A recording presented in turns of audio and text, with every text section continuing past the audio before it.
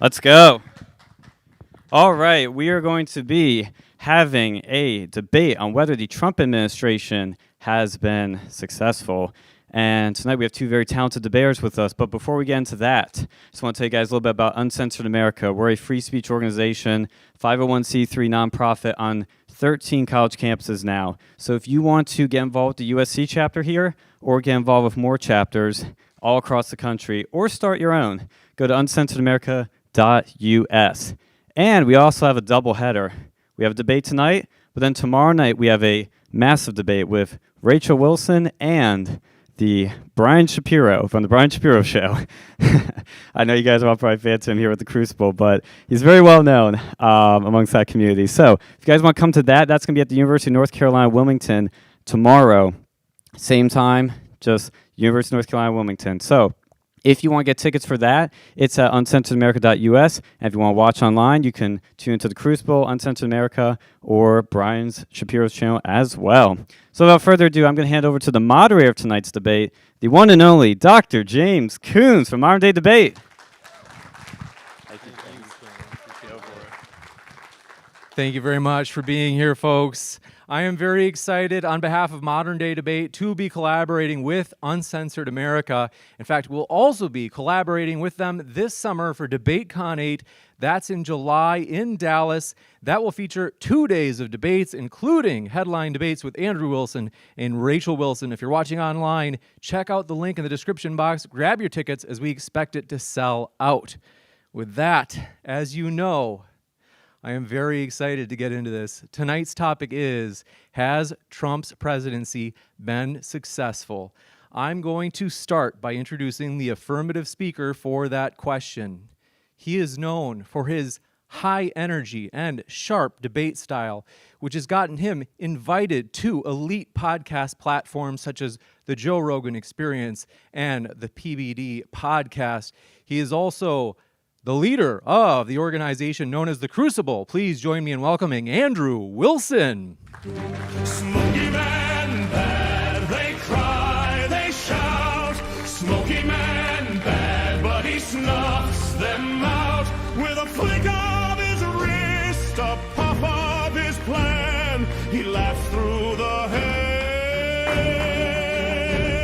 Smoky man bad.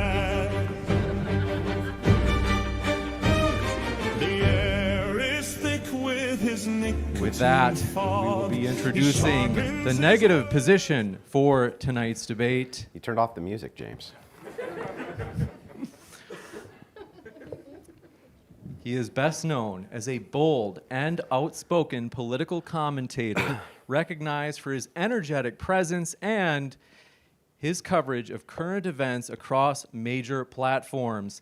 He has been a prominent voice with InfoWars and continues to engage millions through his independent content and reporting. Please join me in welcoming Owen Shroyer.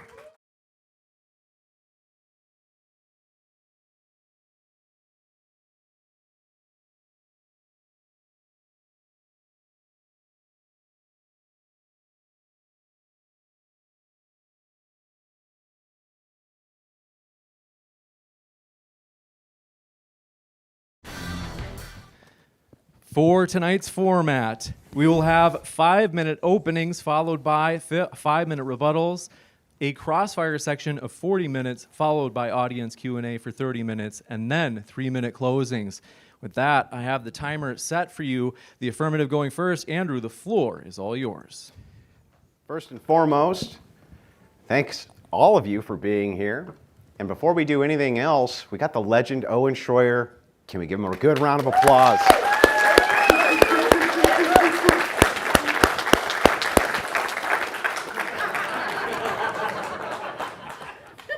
That said, you're still going to get stomped. So, first and foremost, let me clear up any misrepresentation when it comes to my views. I am anti-Zionist and anti-Christian Zionist especially. I have done many debates on the topic, and I've won them all. I'm also very anti-Islam and consider the ideology just as poisonous as the ideology of Zionism, especially Christian Zionism. I am not a war supporter in Iran, and I never have been. I say this at the beginning of the debate, so when bad faith trolls who are on foreign accounts try to influence American politics in the comments, claiming that I'm in some way a Zionist, pro-Israel, pro-Islam shill, you can shatter the lies by simply showing them the beginning of this debate, which they won't even watch, and you and I can laugh at their stupidity together. That said, I also don't believe Jews or Arabs are ontologically evil just because they are Jewish or Arabic. I represent a worldview, and I believe there are stupid and evil ideologies in this world, and those are the things I debate against and resist on a political level. Today we debate if Trump has been successful as a president. Usually I would clear this up semantically and quickly with Owen, but we seem to have the same general notion about what success means and doesn't mean, so we will just get right to the heart of the debate. I'd like to begin by pointing out that Trump stopping two different left-wing women from becoming president and being the first president who is a woman should immediately default him to the position of a successful president, as just that alone saved the nation from years of torment and suffering from the most insufferable vocal fried women the world has ever seen. That alone, I feel like, wins me the debate, but there's so much more. Starting on the pro-Christian side, office of faith, though I don't like who's in it, I like there's an office for it. Affirm via executive order there are two genders and revoke the idea of gender being different from sex. He signed an executive order stopping trans-surgical chemical alterations of children. He made Christmas Eve and the day after Christmas federal holidays affirming Christian beliefs as the ones we celebrate. He signed an executive order to eradicate anti-Christian bias in the government. He expanded school choice via executive order so we could remove our children from indoctrination center of atheists. He signed an executive order expanding Christian participation in adoption. He reinstated the Mexico City policy blocking U.S. tax dollars from promoting abortions in other nations. He enforced the Hyde Amendment to stop federal funding of abortions. He strengthened the conscientious protection for doctors and nurses who are against abortion. He supported religious charter schools. He directed the State Department to prioritize against Christian persecution abroad, just to name some of his policy directives. And that's just the Christian side. Domestically, his most major victory is something incredible. Net migration negative, more immigrants leaving than coming. Both legal and illegal, which was his primary function in office from the standpoint of voters, and this is one of the few Western nations where that is the case currently with limited exceptions. The Cato Institute, very pro-immigration, had to admit themselves that Trump has limited legal immigration even more than illegal immigration, negating the base fear from his own base that he would stop illegal immigration, ramp up legal immigration. He hasn't. Over 130,000 less per month just on the legal side.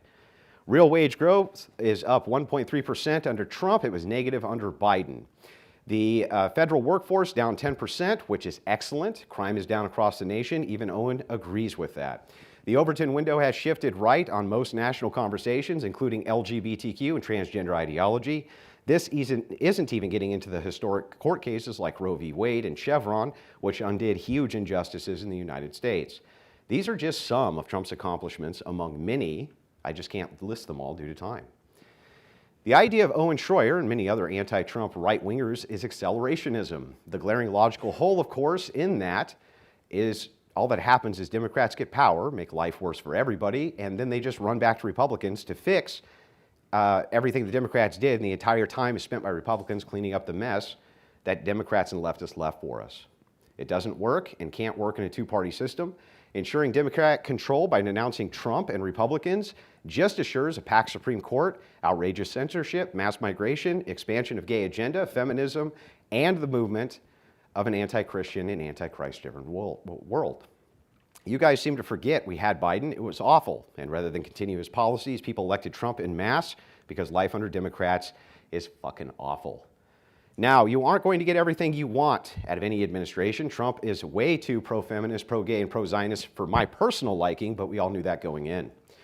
He was still vastly superior to the alternative to Democrats and their cohorts, especially Harris, who wanted to roll back tax breaks 30 seconds. And tax as an offset instead of tariffs, which is Democrat policy as usual. We knew Trump was pro-Israel. He moved the embassy to Jerusalem and tore up the Iran deal the first time around. We knew this was part of what we were getting when we elected him, including Owen Shroyer, who, by the way, was put in solitary confinement by Democrats and held, in my opinion, as a political prisoner. That's what's in store for us under Democrats. I will cede no ground to Democrats under any circumstances, as there's no alternative. There's nothing. You cannot give Democrats power, period. And with that, I'll cede the rest of my time, but just note that progressive ideology is always waiting to strike, and going against Trump is not going to help against that fight. Thank you very much for that opening.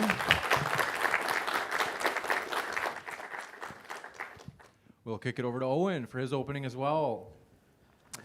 Well, the premise of this debate is, has President Trump been successful or not? The premise is not, are the Democrats a bad political party? I think that we all agree with that. So that is not the premise of the debate. And I feel that the very fact that we are having this debate shows that there is at least room for consideration that the Trump administration has not been successful. And while you do list off things that Trump has been successful on, and I will give credit to this administration on securing the border and lowering crime rates, quickly on those issues though, these are not things that we should have to beg for. These are not things that we should have to consider a success. These should be things that are considered a standard. So really that's more of a story of how corrupt our country has become, which gets to what this administration was supposed to be all about. It was supposed to be addressing the corruption head on in that collision and destroying it in the process. And I think it's fair to say that at least to this point, it's not happening. But here's some of the other issues that I think are going to be more important when it comes to, is Trump going to be successful? The economy. The vast majority of Americans still believe the economy is heading in the wrong direction. We have more Americans that are living paycheck to paycheck today than any other time in recent history. And as everybody is well aware, our national debt continues to go to record highs. But it's not just the country that's in debt. The average citizen is in debt. It's so bad now that people are having to take out payment plans for pizza delivery. Now, you might not want to blame all of that on President Trump, and perhaps that's fair, but yet this is the economy ongoing under President Trump. And it doesn't help when anytime there's another war on the other side of the planet, we have billions of dollars to spend on that while the average American continues to struggle. So the economy, I don't think you can claim has been a success. Tied into that is Doge, the Doge cuts. Elon Musk believed we could get $1 trillion in Doge cuts annually. We got a couple 10 million and they stopped that. There's not going to be any Doge stimulus checks, whether you wanted that or not. So Doge getting cut out cold, I think, was a major failure. Barack Obama has deported more Americans than Donald Trump. Now, we might get into the details of that today. I will spare those details for the opening. I'm sure that this will come back up, but yet that fact remains. What about the deep state? President Trump himself has posted about treasonous politicians more times than we can count. So if there's politicians that are treasonous and you are the president, then I have to ask, where are the arrests? That's kind of the biggest crime you can commit in this country, and yet nobody has been arrested. Don't even get me started on the Epstein clients, which are apparently a hoax one day, and then the next day Melania Trump is addressing the nation on how the victims of the hoax need to speak to Congress. So I'm not sure where we want to go with that, but either way, no deep state arrests. Where are all the Epstein pedophile arrests? We're not getting those. These are things that people anticipated, and yet there's no success there either. And by the way, as you mentioned, Trump's victory over the liberal women, which I think we'll all agree was a major victory, he was not the president when that happened. He's never won an election as president. Just thought I'd point that out. As far as the office of faith is concerned, it seems to be going about the same way of the Board of Peace. Nothing but vanity, no real results. You talk about the anti-Christian bias that they're fighting, yet look at who Trump is working with now. He's making sure that Karine Jean Bohler kicked off of the Religious Liberties Commission for her political takes. Yet Laura Loomer, who is a vehement anti-Muslim, anti-Catholic psychotic, somehow has the ear of President Trump. So I'm not sure if that's really working for the anti-Christian. You know, wage growth, that's going to be an interesting one. I'm sure we're going to get more into that. But I think it goes back to the general economic picture that whether it's Trump or anybody else, Americans are still struggling. And I think if we be honest here, if we're going to be honest, a lot of this economy is actually Trump's fault. And I know he likes to blame it on Biden. But if you go back and look at it, it was the COVID economy that caused the permanent damage. It was the COVID economy that resulted in 10 to 15 to 20% inflation. Those are Trump's policies. Now, Biden was obviously a disaster. I'm not here to promote anything Biden did, but that was the Trump economy. The COVID economy is the Trump economy. Now, as far as accelerationism is concerned, I don't believe I have ever publicly supported that. I do understand the concept. I understand why people like it. I'm not here because I want Democrats to win. And I think this is a very important statement for me to make because much like in your opening statement, you wanted to clarify some things that people get wrong about you, I want to clarify this. I do not want Democrats to win. As has already been documented in this debate, Democrats have put me in prison. In fact, I was put in jail 4 times for supporting President Trump, including the last one when I was put in solitary confinement. So believe me, I know how dangerous the Democrats are. The problem is, it's not up to me. This is Trump. If Trump cannot get the Republicans over the finish line in the midterms, that has nothing to do with podcasters, it has nothing to do with accelerationists, and it has everything to do with President Trump and the GOP. And ultimately, that's going to be the major measuring stick as to whether or not he's successful.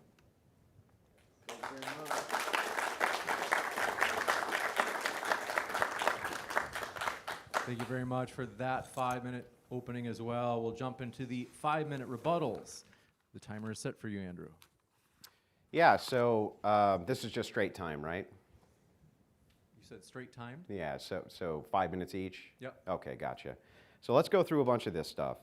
Let's start with the economy. He seems to be pretty upset about the economy and says that it's all Trump's fault.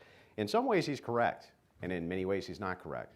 So progressives warned us of this, right? Progressives said, if you cut all this immigration, GDP go down. Why? Because they have an influx of cheap labor, right? You have cheap labor that comes in that artificially keeps the wages depressed for corporations. They can then sell you things and goods for cheaper. Pretty simple, right? So what does Trump do? Stops all this mass migration. Prices go up. I'm stunned. We were forewarned of this for years by the opposite side, by progressives. And so what's hilarious about this is that, yeah, it is in fact going to be the case that if American companies have to start paying fair wages to American citizens, prices are going to go up. But you can't have your cake and eat it too, Owen. You can't say, I want there to be no mass migration to the United States at all, and I want all my goods and services cheap. It's not going to work that way. How can it? Can you explain to the audience what the Owen Shroyer policy would be to offset that? No, you can't, because you wouldn't have one. You're going to have to eat shit on that. One way or the other, you're going to have to. The other problem is, he says there's a war on the other side of the planet. That's true. There is. It's been going on for about 7 weeks. That's about it. 7 weeks. So not That's our 47 big, years. hang on, it's my rebuttal time. I won't interrupt yours, I promise. 7 weeks, not quite the forever war that we were promised from the other side. And it seems to be ramping down. Not only that, when it comes to that war, what we find is that most of the exports in oil are going from China. They're going to China. How does it not behoove the United States strategically to do something about that? Of course it does, and we can dive into that too in the open back and forth. Now, I'm not a big supporter of foreign wars, especially not in Iran. I'm not making any excuses for it. I'm just pointing out something which is obvious. He also says Elon Musk did Doge cuts. Were Democrats going to do Doge cuts? No. Trump made that promise, and that's exactly what they tried to do. He's been hamstrung at every level. This guy has 3 times the amount of court cases against him as any other president does in the last 50 years. It's ridiculous. Democrats hamstring him at every corner. So as we go through this, let's talk about Epstein. That's another big one. With Epstein, you have to separate mythology, the actual mythology of Epstein, from the facts of Epstein. To hear the other side tell it, there is a global pedophilic satanic organization which runs the United States. The evidence they have for that? Fucking nothing. They have nothing. They have no evidence whatsoever. Guarantee you he won't be able to provide us with any evidence for that. Not a single shred. Not only that, I'll tell you something really interesting. I do know of a satanic type religion of pedophiles, and right this second, Trump's blowing them up. Right this second, as we speak, he blew up their leadership. The Ayatollah Khomeini instituted marriage, child marriage, as young as 9 years old inside of Iran. And we're killing them, overwhelming. You want to talk about pedophiles? Let's talk about pedophiles. Where are they at? I can tell you who we're blowing up right now who are pedophiles. That would be Trump blowing up pedophiles. That's what he's doing currently. So it's really funny to me, the Epstein people, hey, wait a second, we're totally anti-pedophile. This is ridiculous. There's pedophiles at the top levels. They have no evidence for that. And yet, if we just look Not too far away, we see that there's an entire nation of pedophiles. Do you mind doing trade with them? Right? Owen Shroyer recently said, I don't care why, or he said in his debate with Shabos, why is it that Iran is not allowed to have a nuke, but Israel is? What are you advocating for there? That a whole country full of pedophiles is allowed to have a nuclear bomb? Why should we allow that? It's ridiculous. Moving through some of these other problems, he says the problems Republicans podcasting means nothing. When we're talking about Trump, especially in his second term, podcast meant everything. In fact, Kamala Harris said it herself. Joe Rogan. And the fact that Trump went on Joe Rogan really helped push him over the top. Harris regretted the fact she didn't do the syndicated radio shows. He didn't do the podcast circuit. She didn't do any of that. She regretted it. She said that she regretted it. She even blamed Myron Gaines, a podcaster, for parts of her loss. She blamed him and the evil manosphere, because they don't want women to be president, like somebody else who's on the stage right now. So as we go through this, I'm kind of happy. I'd like to get into the back and forth as quick as we can so that we can see if any of these criticisms actually hold muster. He says he's not addressing corruption. 15 seconds. Yeah, he's not addressing corruption head on. It's like, wait a second. What do you mean? He's going after the SPLC right this second. As we speak, super corrupt organization, which was working with the deep state, by the way, just pointing that out. With that, we'll kick it over to Owen for his 5-minute rebuttal as well. Floor is all yours, Owen. All right. Well, as far as when this war started, obviously there's a lot of contention in the geopolitical debate realm, but at least for this administration, it started last June with Operation Midnight Hammer. And since then, we haven't gotten a lick of honesty because we were supposed to have annihilated or obliterated, was the official word from the president, their nuclear capabilities. And then they came back a few months later and said Iran was weeks away, days away from a nuke. And so now we're over there again. And I think to most people, they perceive this war, I think accurately, as just another regime change war. Now, you may not care for Iran's leadership. You're not going to get any pushback from me on any of that. And yet the facts remain. This was a regime change war. They lied to us about it from the very beginning. There is a major contingency of Trump's voting base that voted for no new wars. It was part of the campaign promise. In fact, Trump himself, for decades, has been talking about how we've wasted blood and treasure in the Middle East, wasted it, his own words. He ran against Bush's wars in his first campaign in 2015 and 2016, and he even said specifically no more regime change wars. So that's just a total reversal of policy on that, and this has people wondering who's making these decisions. I don't need to get into that now, but we're not even getting consistency on the messaging in the last couple of weeks. The strait is closed. It's not closed. We've won the war. The war's not over. We need to go in. Nobody really knows. And by the way, I think Trump does that strategically. But nonetheless, the truth is that we don't get any honesty from this administration. It just doesn't add up. And as far as the strategy with China and Russia, I'd like to think that this is all going to work out in our favor. I'd like to think that that's the play that Trump is making. However, it doesn't appear to be going in our favor. I think that most of the world is looking at the foreign policy of this administration, and they're seeing it as very, very favorable to Israel, which is essentially a pariah of the entire international community. And so instead of perhaps these countries maybe driving away from Russia and China, I think they're driving to China and Russia and away from the United States because of Trump's aggression, again, in the Middle East, as the world views it, on behalf of Israel. As far as the Dems, hamstringing Trump, I think that happened a lot in the first administration. I'm not really seeing as much of it in this administration. But this gets back to the deep state. I thought we were talking about criminals. I thought we were talking about the Obama administration committing treason. We were talking about them illegally spying. And yet now President Trump says, I'm okay to give up my liberties for safety. I'm okay with them illegally spying on you. That doesn't really sit well with me. And I think the Dems are going to look at that very favorably when we get to the midterms. Israel does have a nuke. It is it's a violation of the nuclear proliferation agreement. They're not supposed to have one. Everybody knows they have it. In fact, technically, they shouldn't even be our ally because they have a nuclear weapon, but somehow they're above all of these rules. Now, again, I'm not here to take any ground in defense of Iran, but I will point out the fact that Israel is famous for repatriating pedophiles. That is a fact. Everybody knows it. American pedophiles are able to flee to Israel and get safe harbor there. We have many, many instances of this. Now, the Epstein files, I don't know how deep we want to go into this. This one is a little confusing to me. You say, show me evidence that there is a pedophile ring. Well, I would slap down on the table, not even 50% of the Epstein files. We don't even know how many we've gotten, but it's 50% max. There's not a single Iranian in the files, not a single one.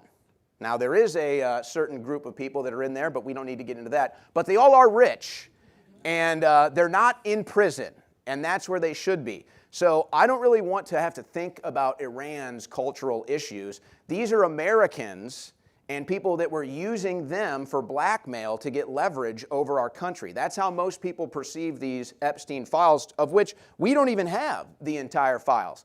But in them, we see references, what appear to be killing people, taking women, young women, babies as sex slaves. Who knows what else is going on in these files? There's very obvious code language. I know this.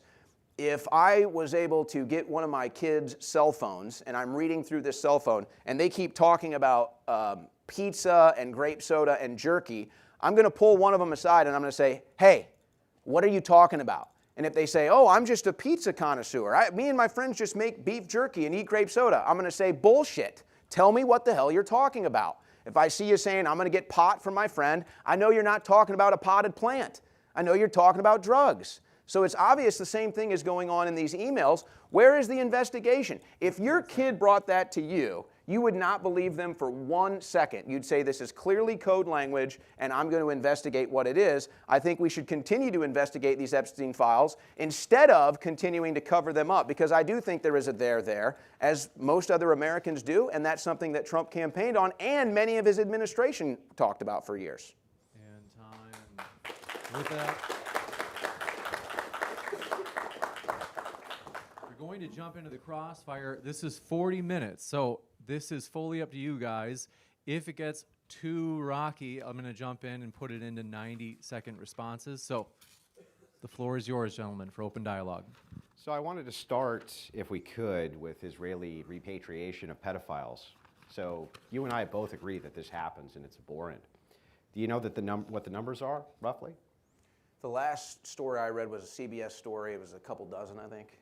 I think total that I could find, I was being as charitable to your view as I could, it's about 200.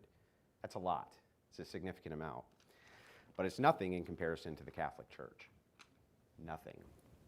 Which is somewhere around 100,000 children, perhaps, or more.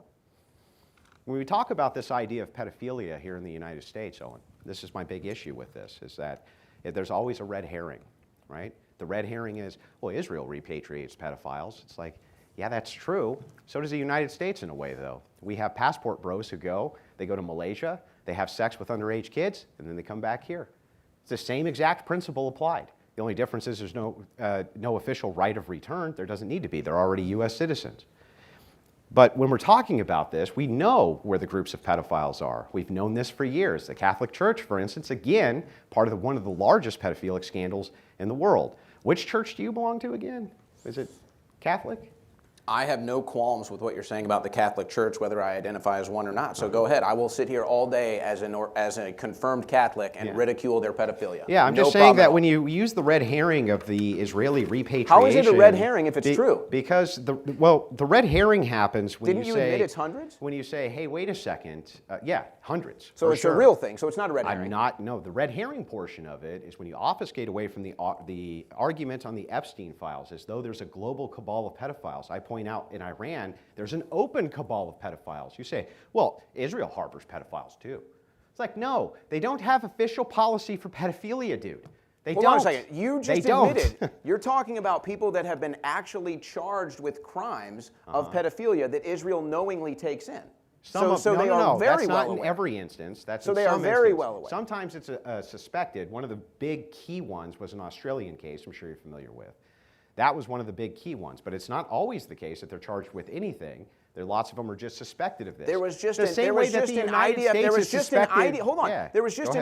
security official, Alexandrovich, who just got charged, caught in a bust, and he fled over there. He's gone. Of course. But you're going to So find... give me a comparable story this year to the Catholic Church. You can find the same thing. Show me the Catholic perhaps, Church. Show me yeah. the Catholic Church finding a pedophile and saying, "Come to the Catholic Church."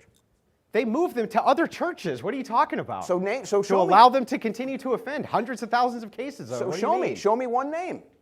I'm supposed to remember every name of every I bishop? just gave you one name in the last year. Tom Alexandrovich, IDF Are you security denying official, that the fled to Catholic Israel. Church doesn't move around pedophiles? No, I just said they do. I Then can talk why about are the you- Catholic Church all day then- long. then why are you But we're arguing talking the about the point? Trump administration dealing with the Epstein files. That's what we're Yes. talking about. So here. as we're diving into the Epstein files, give me your biggest piece of proof that Donald Trump in any way knew about any pedophilia, and name actual names of people who you're willing to say are pedophiles in that administration. Go ahead. Okay, I never made either one of those claims. Exactly. But I will respond to your question. Howard Lutnick lied when he said he hadn't been to the island since he found out. He got caught lying. He took his family there. This was after Epstein had already been a convicted pedophile. Now, if Donald Trump wants to claim he has plausible deniability as far as Epstein's activities are concerned, I suppose that's fair Are enough. you even claiming that guy's a pedophile? Well, you know what? If you want to talk about the things Trump has said about Hang on, his daughter, answer the question Ivanka, before we can you talk about obfuscate. it. We can talk Answer about the Donald question. Trump. Hold on a second. Are We you can going to call that guy a pedophile? Have or I no? called Trump a pedophile once? Well, this is why I'm getting clarification. The answer on is this. no. The reason I'm getting The answer is clarification no. is because on the Epstein files, people refuse to separate mythology from fact. And there's a lot of mythology here. And this mythology that you guys continuously talk about, that Trump is in some way associated with this global cabal of satanic pedophiles, but you never name names, you never give evidence. Your only evidence is they don't give us evidence. Why would you trust the evidence that these people give you anyway? Why would you even trust that anyway? You don't trust them, the evidence that they've given you so far. So why is it always the demand is like, I want endless evidence of a thing that we always make claims about, but can never demonstrate? Why? So Trump is obviously maybe mentioned more than anyone else in the files. If you want to claim that he has nothing to show illegal in the files, that's fine. Howard Lutnick, however, lied when he said he hadn't been there. He is still in the Trump administration. He was just running point for their meeting at the Oval Office just last week. And he's in the files taking his kids to Epstein Island. So would you take your kids to Epstein Island? Well, okay, so are you saying at the time there was media scrutiny that this was a pedophilic island? Yes, he was supposed to know it? 100%. He was 100%. supposed to Epstein know had it? already been charged. He'd already been in jail. Are you saying this guy took his kids to the island to get them raped? I don't know what he took his kids to the island for. you He don't denied know. it. He By denied the way, it. again, by the way, He denied this, it. This again He is lied. absence of evidence means that that's evidence. That's not evidence. No, you no, guys no. Did never Howard will Lutnick, actually hold on. name. Did Howard Lutnick go to the island? I'm not sure. He admitted it. He's in the files. Yeah, he I'm took not- his kids. I'm not sure on that particular, but it's irrelevant, the particular, because even if I grant the particular, you won't actually call the guy a pedo because you don't have evidence. You never have evidence, just claims. Claim, claim, claim, claim, claim, no evidence for it. Now, I'm willing to cede a bunch of points to you. If you can show me some evidence of it, happy to do it. So you- Trump wait, was, hold on. hang Are on, you I'm almost contending- done. are you Trump was contending- actually right. He claimed that the Democrats were going to use the talking point that Trump's a pedophile, Trump's covering for pedophiles, the whole 9 yards. He says, yeah, that's a hoax. Whole thing's a damn hoax. And it is. The whole damn thing is a hoax. They've been calling this guy a pedophile. You just said he's named in the, how many times is he named in the Epstein files? That's a Democrat talking point. But what's he named in the Epstein files for actually doing? What? Well, there are FBI investigations that have some pretty serious claims. They never Not manifested credible. anything. They That's fine. literally That's say fine. not credible. So we're not here to have a debate over the Epstein files. But I brought do, it up as but a I reason do he's a find it failure. odd. No, you are the one that brought it up. But I do find it odd that you're going to pretend like Howard Lutnick didn't lie about going to the island after Epstein was I'll convicted even and took his see kids. the point. Are Even you if going I to tell do me? see Hold the on a second. point, it doesn't help your Are point. you going to tell me? Are you going to tell me that Donald Trump was not friends with Jeffrey Epstein? He was initially friends Okay. with Jeffrey So- Epstein, so but he he is- also so he is- also banned him from his properties. That's fine, and he might have helped bring him in. Hang on, too. he banned him from his properties, and he was also front and center at pointing out to people that Epstein was a creep. That's one. And two, everything that's mentioned in the files, Michael Tracy has done great work on this. He's gone through them ad nauseum. So the have I. things which are put in there about Trump are ridiculous on their face. Hold And on the a claims second. from various people about Trump are noted inside of these files most of the time as being not credible at all. Here's what's credible.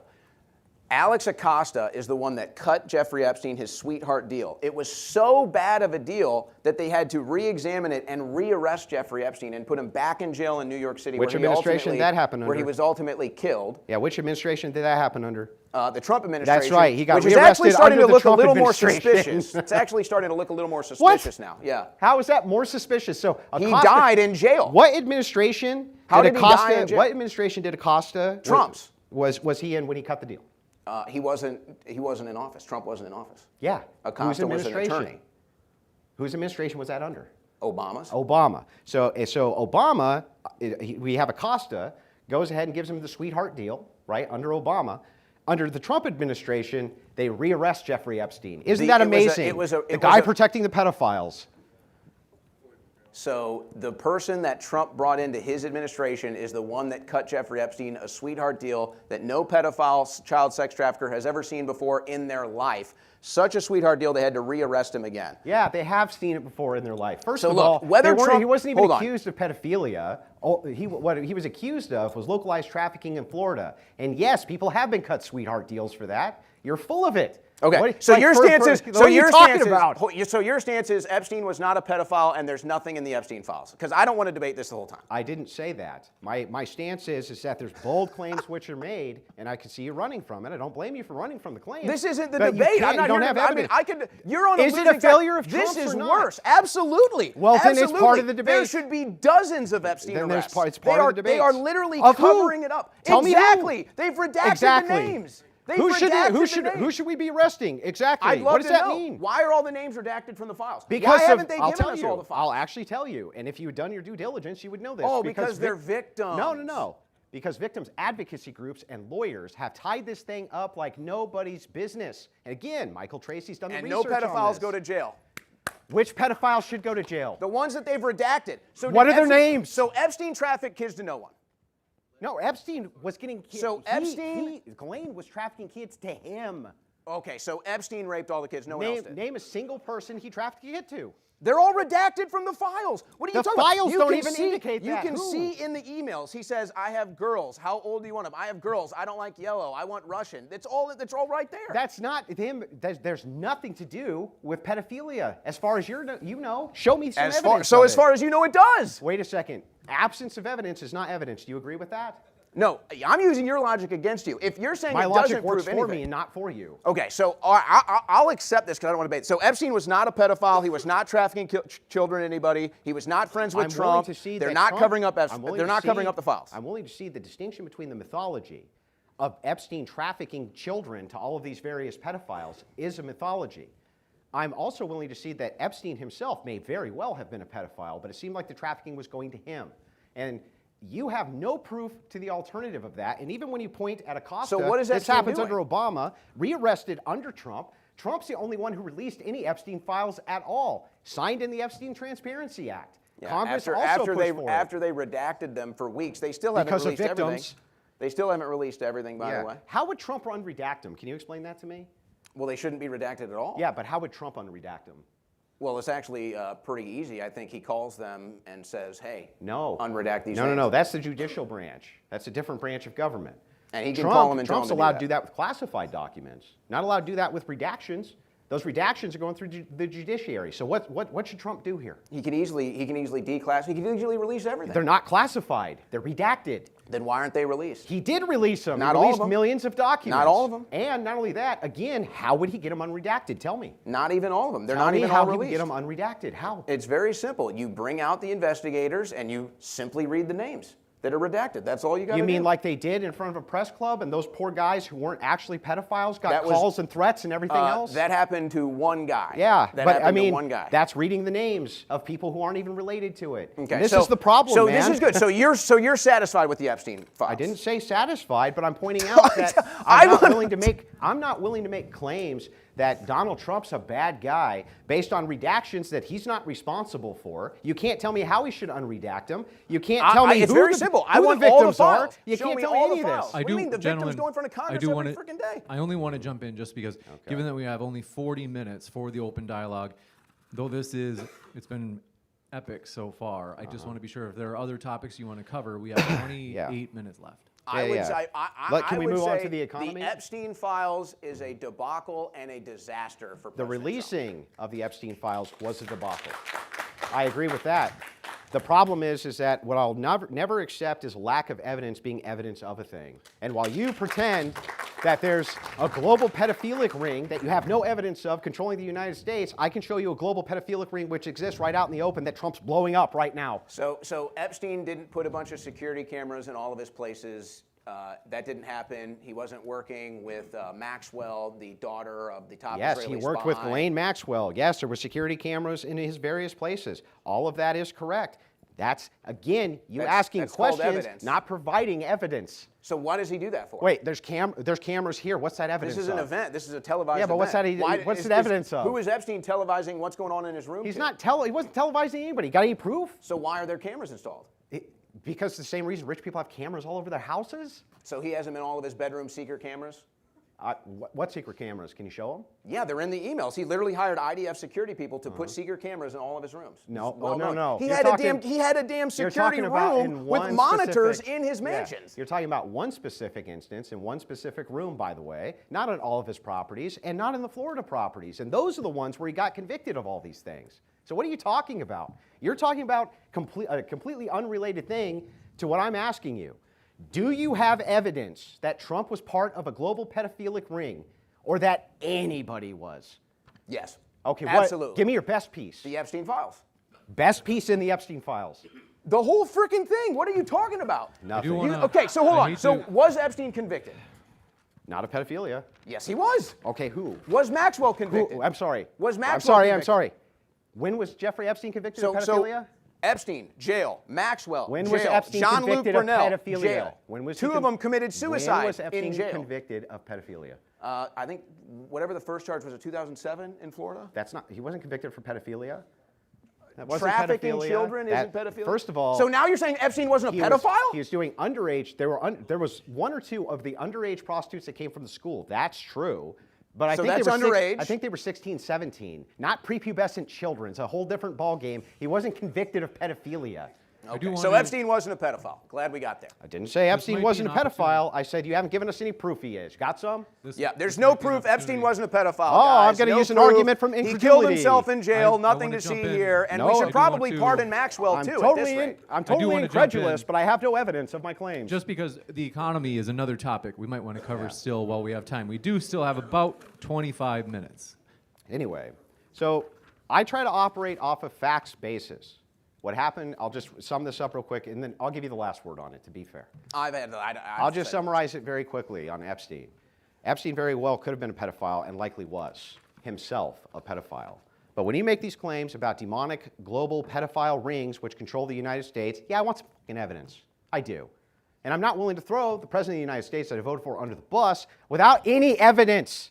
I'm not. So, if you want to tie it off, you can.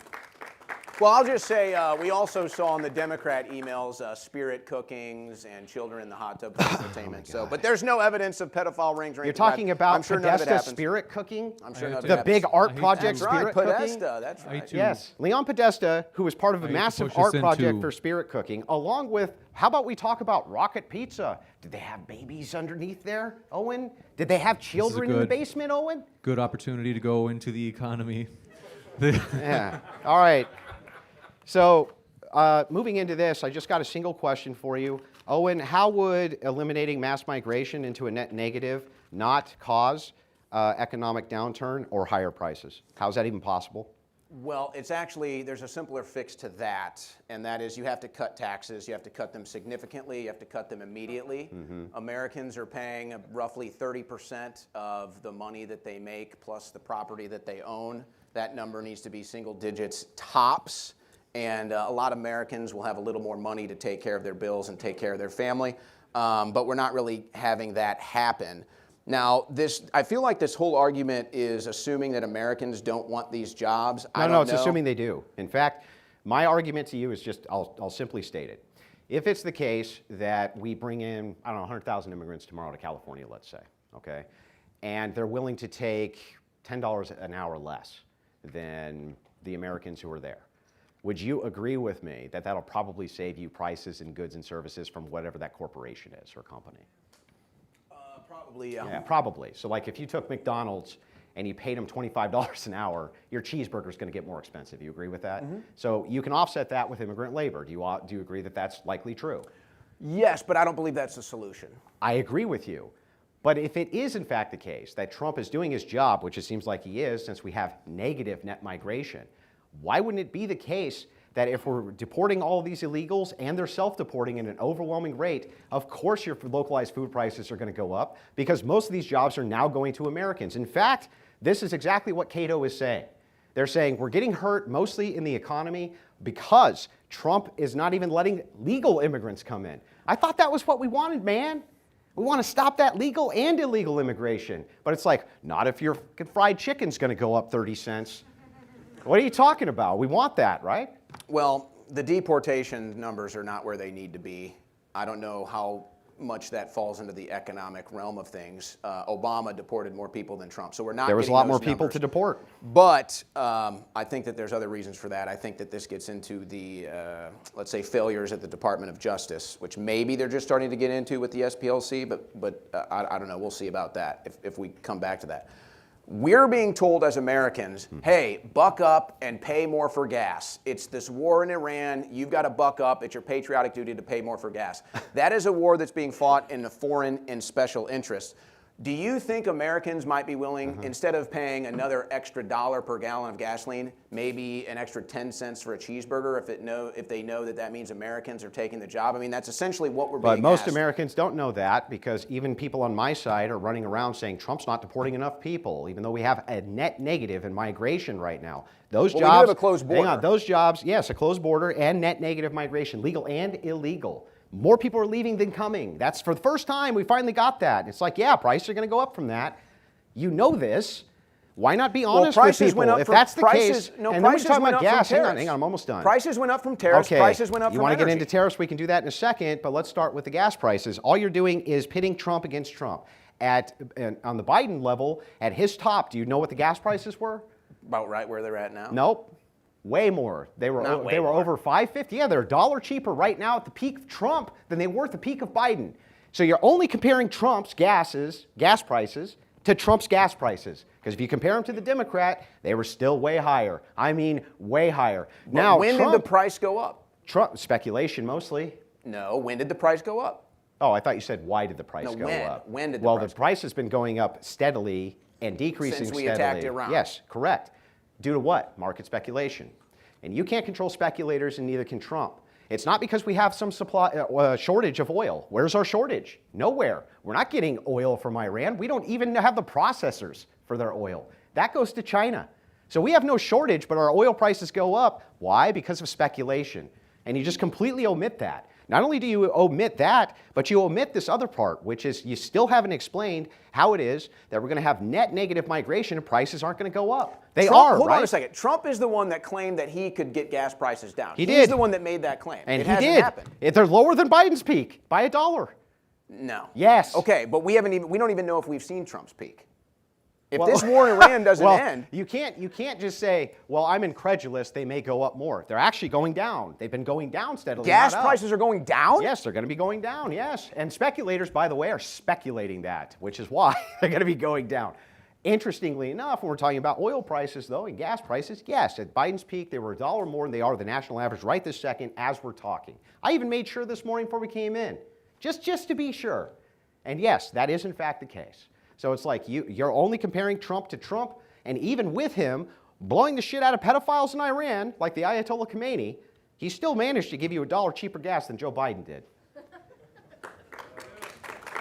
But you just said it wasn't Trump. You just said it was the speculators. Now you're giving credit to Trump. So I don't know what, I'd like a little consistency. Okay, so wait a second. So you're going to blame it on Trump instead of the speculators, but when I say even under those circumstances it's $1 cheaper, that can't be because of Trump. Let's be clear. No. Here's my I metric. want the consistency. No. Here's my metric. Yeah. Trump said on his campaign he would get gas prices down. He did. He hasn't done it. Yes, he has. He's even admitted that we had to take a detour off of America First to do this war. He said it's over. It's not a war. He it is has a war. gotten We've won the gas war. prices Still, down. Gas What are you prices have talking gone about? up since we started the war. Yes, gas prices went up when we started the war due to market speculation. So Trump started I a war, agree. and now gas prices are higher. That's yeah, the fact. but you're only comparing Trump to Trump. And if you're going to compare him to Biden, I'm comparing, gas is still I'm cheaper comparing than the Democrats. this administration to this administration. Exactly. Gas prices have gone up since he started this war. Yes, and if you follow Trump's plan, gas prices are likely going to bottom out because he has control of oil there. That's a nice control hope. over oil in Venezuela. That's a nice hope. He has control over all of it. Venezuela oil won't be ready for probably months. But we still have control of it. What did I say? In the future, it'll go down. We'll see. Why? I hope The that's the speculators case. say the I hope same that's the thing. case, but that's not the case right now. And Americans are struggling financially, and now here we are in another war in the Middle East, and we're sick of it. Are you going to blame market speculators? I'm going to blame Trump for getting us into another war on Israel's behalf. Yes, I am going to blame Trump for that. He did that. So help me out here. Can you tell me all of the downsides of Donald Trump killing pedophiles in the Middle East? First of all, do you know every single person? Were those schoolgirls pedophiles? It's institutionalized in the Iranian Just Constitution. no. Were the 200 schoolgirls pedophiles? You want to make sure that they're alive so they can get raped? But that aside, no, of course not. But there's going to be deaths inside of a war. Okay, so it is a war. Yeah, I didn't say it wasn't a war. Does he need I'm not going to congressional quibble approval? over the word. Even though there's no ground invasion, there's no boots on the ground, there's none of that. I just want to know, how is the global interest served? You're so concerned about pedophiles. He killed one of the most major ones who's ever existed since the late 1970s. He was friends with Epstein. He put it He was inside of probably the bigger, but- Constitution of Iran that you can marry 9-year-old girls, dude.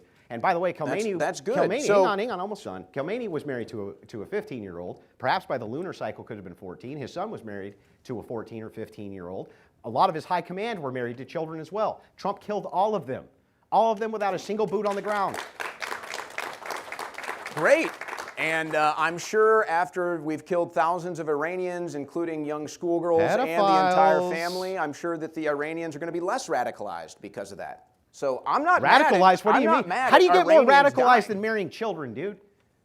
What do you think they're going to What are stop? you talking about? You think they're going to stop?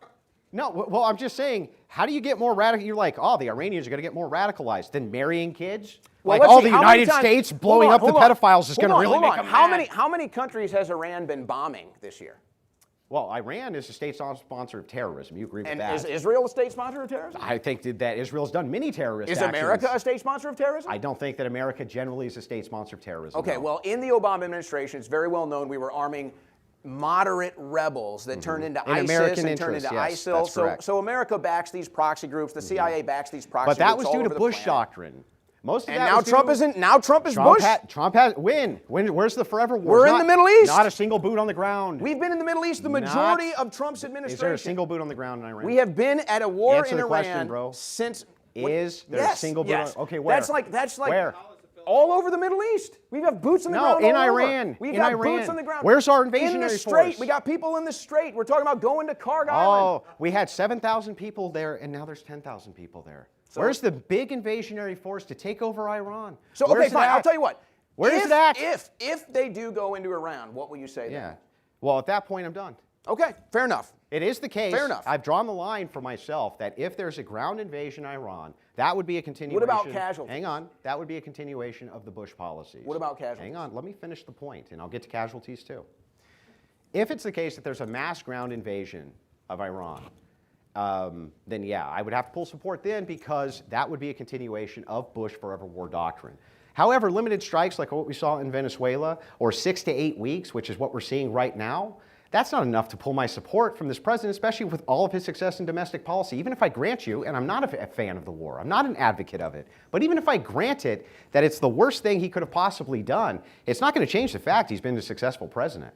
His domestic policies alone in eliminating crime and mass migration and being a net negative, that's what people wanted more than anything. It wasn't just the forever wars, it was the mass migration. That's what Trump always harped on. And he's been after it and after it and after it. And he did deploy the National Guard to protect these various centers in these cities while ICE was removing these people from the nation. Democrats did everything that they could do to stop him, including court cases, terrorism against them, and everything else in between. So it's like all of those show me that the guy is very successful, even if I grant it to you how bad Iran is. Well, I think that they made a major blunder on the deportations because now they're basically stopping them. They should have gone after the Democrats first. Quite frankly, they should have been arresting Democrats for treason. Alejandro Mayorkas should have been the first arrest. He should have been hauled in front of Congress.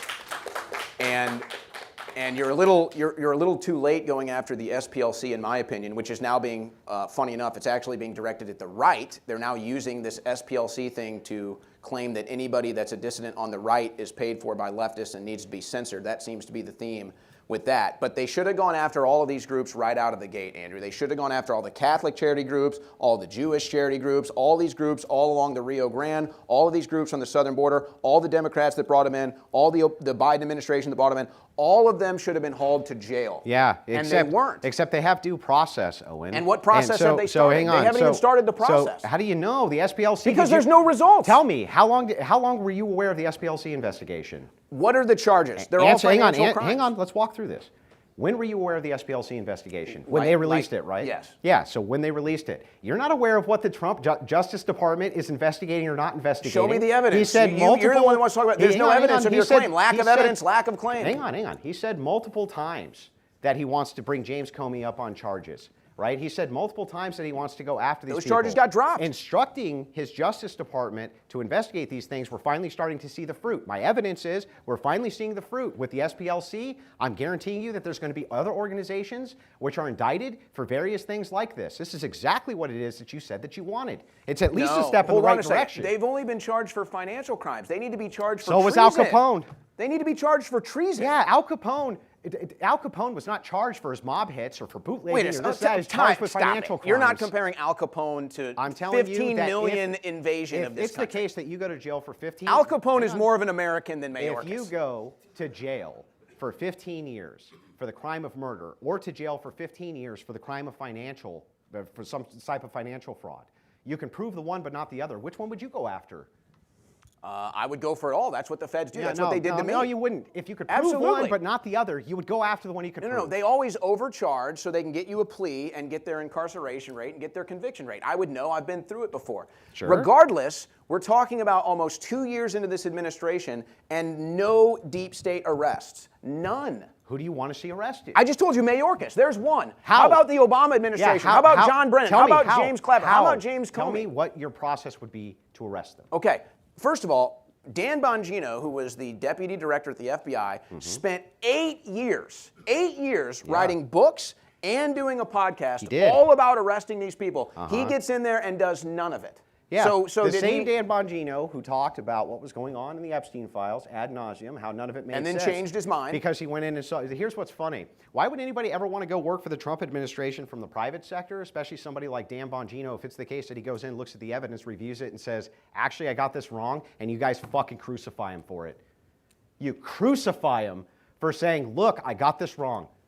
And it's like, why would anybody ever want to go work for the Trump administration if that's going to be the case, Owen?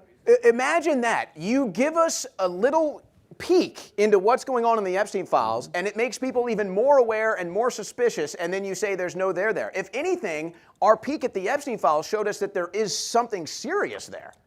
Very serious. You've never, look, not only have you never provided any evidence for that, but your other problem is you didn't actually answer my question. What incentivization would like, let's say Trump drafted you to go to his administration to investigate these things, and you went in good faith and you did. And you came back and you were like, look, I took a look at all this evidence and I was wrong about this. And then all of your friends and cohorts and everybody else who was cheering you on fucking crucified you for it. You know what, Andrew? It's funny that you say that because that's literally happening to me right now. From who? That's literally happening to me. From this new MAGA right cult. Who? I already did this. I already put my time in. Yeah, I was arrested. Crucifying Hold on you a second. for it? Hold on a second. Yeah. Hold on a second. For four different times, I was arrested for supporting Trump. Okay. Yeah. Now all incorrect, by the way. Now, you like Trump. I don't like Trump. Now, beyond the point, I already went through that crucible. I already put my face, my name, my neck out there, and it's not even that I necessarily did it for Trump. I did it for the truth because I believed Trump was innocent and I wanted to support him. But how are you I've already being been through that. crucified? I have MAGA people putting me on lists. I have What MAGA list? people doxing me. I have MAGA people sending people to my house. I have Laura Loomer in my box all day telling me she's telling Trump to post negatively That about was me. typified. Trump posted something about me. He told me to shut the fuck up. So I got arrested 4 times for this guy, spent months in prison for this guy, did everything for this guy, censored, lawsuit, everything, lost all my social media, kept supporting him. And then what is the one recognition I get from him? Fuck you, shut up. I don't even care. I didn't even do it. I did it because because it's the truth. And now the truth is, this administration has turned against us. MAGA has now been weaponized against us, and Trump is now the very globalist that we were supposed to get out of the White House. This is ironically hilarious. So the first thing that you claim, you say, hey, look, I was crucified for my support of Donald Trump by Democrats. Do you agree? It's by Democrats. Well, actually, first it was by Republicans because we were going up against... Never Trumpers. Yeah. Like you are right now. No, I'm not a So never Trumper. anyway, I voted for him 3 times. What happened is, well, now you're like, he's the worst thing ever. No, I'm when saying you're talking he's failed. This administration he has hasn't failed. And when you're talking about this, Democrats were the ones who persecuted you. Democrats were the ones who threw you in jail. They were the ones who didn't want to give you a fair trial. Me and my wife, we advocated for the release of J6ers everywhere that we possibly could, yourself included. And I will give Trump Okay? that. That is the biggest victory. Yeah, I would never huge regret victory. voting for Trump because he did that. Yeah, Never. huge victory, okay? But not only that, let's dive into this a little bit deeper.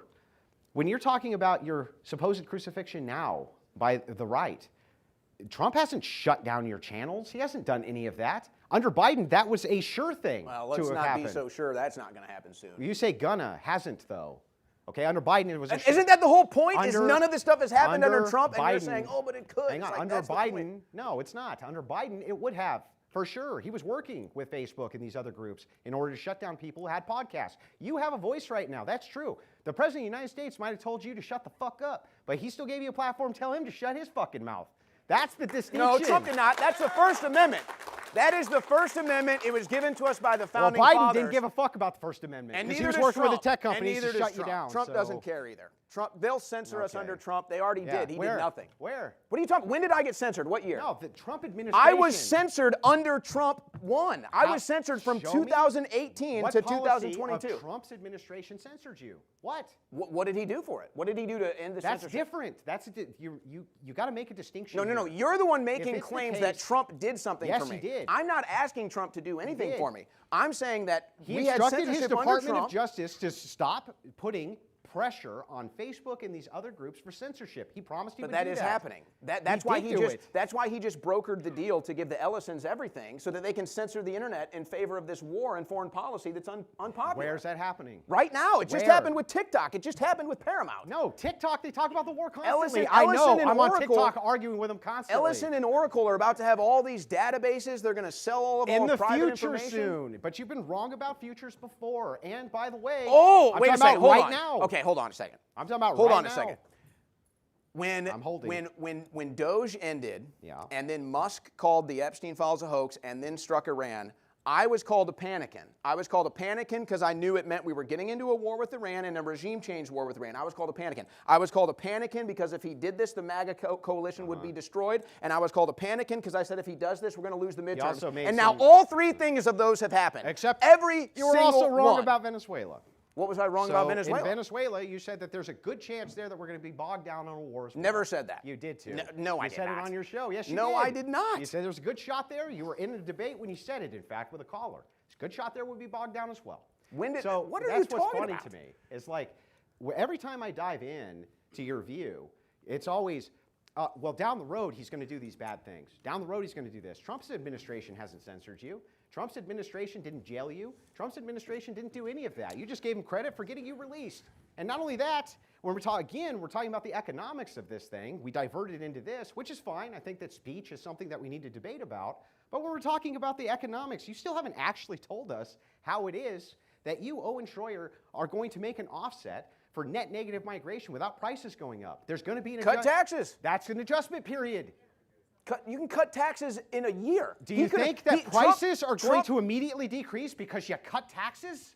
Prices don't have to decrease. You have more money in your wallet. You have more money in your bank account. You're not paying it to the government. Again, those are adjustment periods that are incremental. It would be, so if you cut taxes Takes 1 year. immediately. Takes 1 right? year. And by the way, Trump doesn't unilaterally have the power to do that. He doesn't unilaterally have the power to just cut taxes. That has to go through Congress. And so this idea that you have, one thing he did do, and he did do well, unilaterally with his executive orders, was with migration. And he did get us to the point where we're at a net negative of migration. Who would ever have given us that? Who out of anybody in the field would ever have given us net negative migration? If Trump has a positive, it's definitely on the migration issue, but it's not It's not perfect. He's still giving Chinese students, he's still letting Chinese students into these universities to save their ass. He's still letting the H-1B. H-1B. 50% decrease of the H-1Bs, but the Cato Institute recently said, in fact, cut down 136,000, 50% of the H-1Bs eliminated under Trump's policy. So yeah, it's true. Chinese immigrants can still come in and study under H-1B visas. 50% less of them. That's correct. So don't you think that there should be an adjustment period, just like you said with taxes? Shouldn't there be an adjustment period for hiring Americans? Because what happened was the farmers, agriculture, all these big businesses said, Trump, we have to have this cheap migrant labor. That's correct, yes. And so he caved and he let the donors get what they want. That's what Trump does. This is a donor class administration. In this case, not only did he not cave, but the opposite happened. What are you talking about? He's doing mass deportation still? No. He gave subsidies. And yes, there has, not only has there been big time deportations, but it's border crossings. It's just new ones even coming in versus self-deporting is an amazing feature at a net negative. Same with immigration internationally, which means legal immigration. So yeah, he did deal with them with subsidies. That was designed to keep the prices down. But again, if we follow your policy, which would be mine, you want them all out, right? I want all the Mexicans who are working illegally out of here. I would say you can't, there's too many, but I would say you have to do at least the 15 that came in under Biden. Well, you want to get rid of, I want them all gone. I want all the illegal immigrants gone, don't you? Yeah, I would say so. Okay, great. So if we get all the illegal immigrants out of California. But Trump's not doing that. Hang on. If we get all the illegal immigrants out of California tomorrow, right? What happens to the price of produce? Does it go up or down? Well, we need an adjustment time, Andrew. Hey, that's my whole point. We would need an adjustment time. So we both agree that mass deportations is a failure of the administration. What you're dealing with right now is an adjustment time due to the. How is net negative migration a failure? We're not getting mass deportations. That's you what we're don't talking have about. to massively deport people who aren't coming in, dude. You don't have to. They're already here. Yes, and by the way, he's going after the criminal elements of those people first, which he's been doing. There's a net negative of them crossing into the border. If you had said day one with any Republican administration, we'd have only 1,000 border crossings a day versus 46,000 border crossings a day, you'd say it's the biggest fucking success anybody had ever seen. How about this? Somehow with Trump, though, Trump gets exactly that done day one, No. and Owen goes, well, what have you done for me lately? What is the number? What is the number that you would be happy with of deportations for Trump's 4 years? Overall number? Yeah. Probably I would want to see like happy with, you said, versus what would be optimal that I'd want to see. Let's put a reasonable but good expectation number. I mean, I would be happy if it was the case that we had no new immigrants coming in. I think that's a massive success. We agree that Trump has had a success. Okay, let me answer my own question, then you can respond. Yeah. I think if Trump doesn't deport at least 15 million people, which seems like an impossibility, but they came here, we can get them out. There's strategies to do it. Yeah. I think 15 million. If it's less than that, I think we got a problem. Well, the entirety of the basis for the 15 million number, you would agree with me, there's way more than 15 million illegal immigrants. Probably like 40. Maybe. Or 50. Yeah. It's very high. Yeah. So if it is the case that it's very high that we have this amount of illegals that are here, that's going to take a long time. And Trump has Trump has been hampered. He was moving towards this. He's been hampered in the courts, again, 3 times the amount of injunctions any other president when it comes to illegal immigration. And he's trying to unilaterally do this because Congress isn't working with him. He's hamstrung at every level. He's using executive orders to push that through. And it's been wildly successful. Wildly successful with the tools that he has. You have to say that that's successful. A net negative migration. I've said that that's the one success, but I just that's the don't think, big success. I just don't think that it's going to be where it needs to be. I think that he's caved on the mass deportations, and at the end of the day, as much as both of us would like to see every single illegal immigrant deported, I think that the bigger issue. But if they are, the prices are going to go up, right? I think that you can negate that by not getting him into another war in the Middle East. The war in the Middle East, are you kidding me? You think that that's the budget buster in comparison? Absolutely. He's asking for $1.5 trillion in the next defense budget. Nothing. We pay $1 trillion in interest on our debt. Do you know what our entitlements are in comparison to military spending? But that's my whole point. When we're talking about entitlements, the number one spending, not military. That's one. I think interest is about to take entitlements. Well, maybe, but the number one spending right now is entitlements is 3 times higher than military spending. 3 times higher. Most of those entitlements are coming in because of illegal immigration and mass migration. You know this. I've heard you say it yourself. I have a zero tolerance for any welfare. Yeah, I've heard you say it yourself. So if that's the case, you're not going to be able to do this without a transitory period where prices go up. It's been a when you year. see all It's of been these over jobs, a year. first of all, real wage growth have gone up 1.3% because the jobs are finally going to The Americans. economy's bad. You can throw numbers every day. The economy is bad. More Americans are living paycheck to paycheck. Are real More wages Americans up are or in down? debt. Down. Okay, so how far down are they? They're as down as they've ever been. They're as down as they've ever been, ladies and gentlemen. Anybody can cook these numbers. We These just saw the wages Biden are administration. as down as they've ever been. No, the wages are up. Are you going to tell? real Are you going to wages. tell Americans that they're doing good financially? I didn't today? say there's not room for improvement. We're talking about whether or not Trump is successful. I think that Americans would be doing worse if real wages were at net negative like they were under Biden. This is yes, where we- and that real wages have gone up 1.3%. It's a major thing. And We're cost at of living the- has gone up 2.3%. And guess what? That'll go down when you get rid of mass migration We're at the and immigrants. The conclusion of the open dialogue. Gentlemen, thank you very much. That was a riveting open discussion. I think we take questions. Yeah, I know. Take us away. By the way, that's how a gentleman debates. So That- Are you looking for something truly worth your time this summer? DebateCon 8 is bringing 2 full days of high-level, no-holds-barred debates to Dallas, featuring 8 total matchups with some of the sharpest minds online. Headlining the event, Andrew Wilson versus Dinesh D'Souza and Rachel Wilson versus Not So Erudite. This isn't watered-down panel talk. This is real debate, real disagreement, and real intellectual firepower. Check out the link in the description box below to grab your tickets for DebateCon 8 right now. With that, pay the bills, guys. Come on, support the sponsors. Come on now. with that, thank you very much, folks. We are going to start the Q&A. If you can come down this aisle, this is where we will have your questions. This is rigged. This is rigged right here. 100%. How does she get first question? 100% it's rigged. Check the ID. She was And in the folks, front row. I have to remind you, Where are the borders of this place? for the Q&A, it's absolutely essential. We want to press you to get to your question as fast as possible, and no double questions. No, I've got to. Hey, With we'll try to that, move I'm swiftly also so even going to hold the microphone just to be sure. With that, thank you very much, Rachel. Okay, so since this is going to be disingenuously framed as Andrew loves Epstein now, I just want to say many of you were very happy about a lot of Owen's points on Epstein, and I am too, and Andrew did make clear we don't think he's good. We don't think pedophilia is good. Given that, since there are 30 to 40,000 girls 15 and under each year getting married in Iran, and there are 2.3 million girls and women living in Iran right now who were married before they turned 15. And this was not the case before this regime took over. There were 18 and up marriage laws prior to 1979. If we can get rid of this regime and the regime change eliminates this child marriage in the millions, would that be worth it to you, all of you who are upset about the Epstein files? Would that be something that you would support?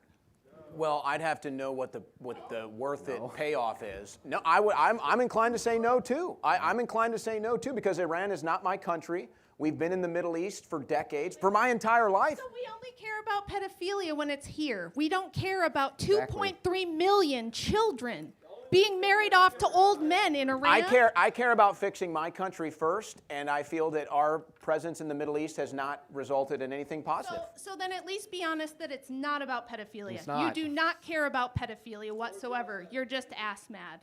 That's bullshit. Well, if you want to change Iran, I'm sure that they'll take you over there. You can go over there and fight the regime change war of the administration if you care so much about No, it. the point is. No, I didn't. No. The point is consistency. If the entirety of the consistency is, if Trump isn't actively going after pedophiles, he's supporting pedophiles. Has then that hang on. ever been a statement about this war? He's never mentioned that Iran Hang are on, let me make pedophiles. the point. If that is the case, well, why does he need to mention a thing that's known? But anyway, if it is the case that it's not consistent, hey, man, if Trump isn't actively going after what I think is a U.S. pedophile ring that I can't even prove exists, then he's supporting pedophiles. But over in Iran, we literally see him blowing them up Where's the consistency there, man? He blew up 200 school children. Nobody has mentioned fighting pedophilia as part of this war. It's a regime change war for Israel to get control of the Middle East. That's what this is all about. And so, no, I don't support that. Are the Iranians? Is it Iranians bad? Iranians bad. Is it Iranians institutional to the? Is it institutional? Is it institutional to the Iranians under Sharia law that they're allowed to marry kids or not? When every American has a backyard, I'll tell you what. Answer the question. Barbecue pit and a pool, then we can go police the world. Can you answer the question? Is it the case that institutionally Sharia allows you to marry children or not? I'm not interested in Sharia. I don't want it in my country. Can you answer my question? Can you answer the question, Owen?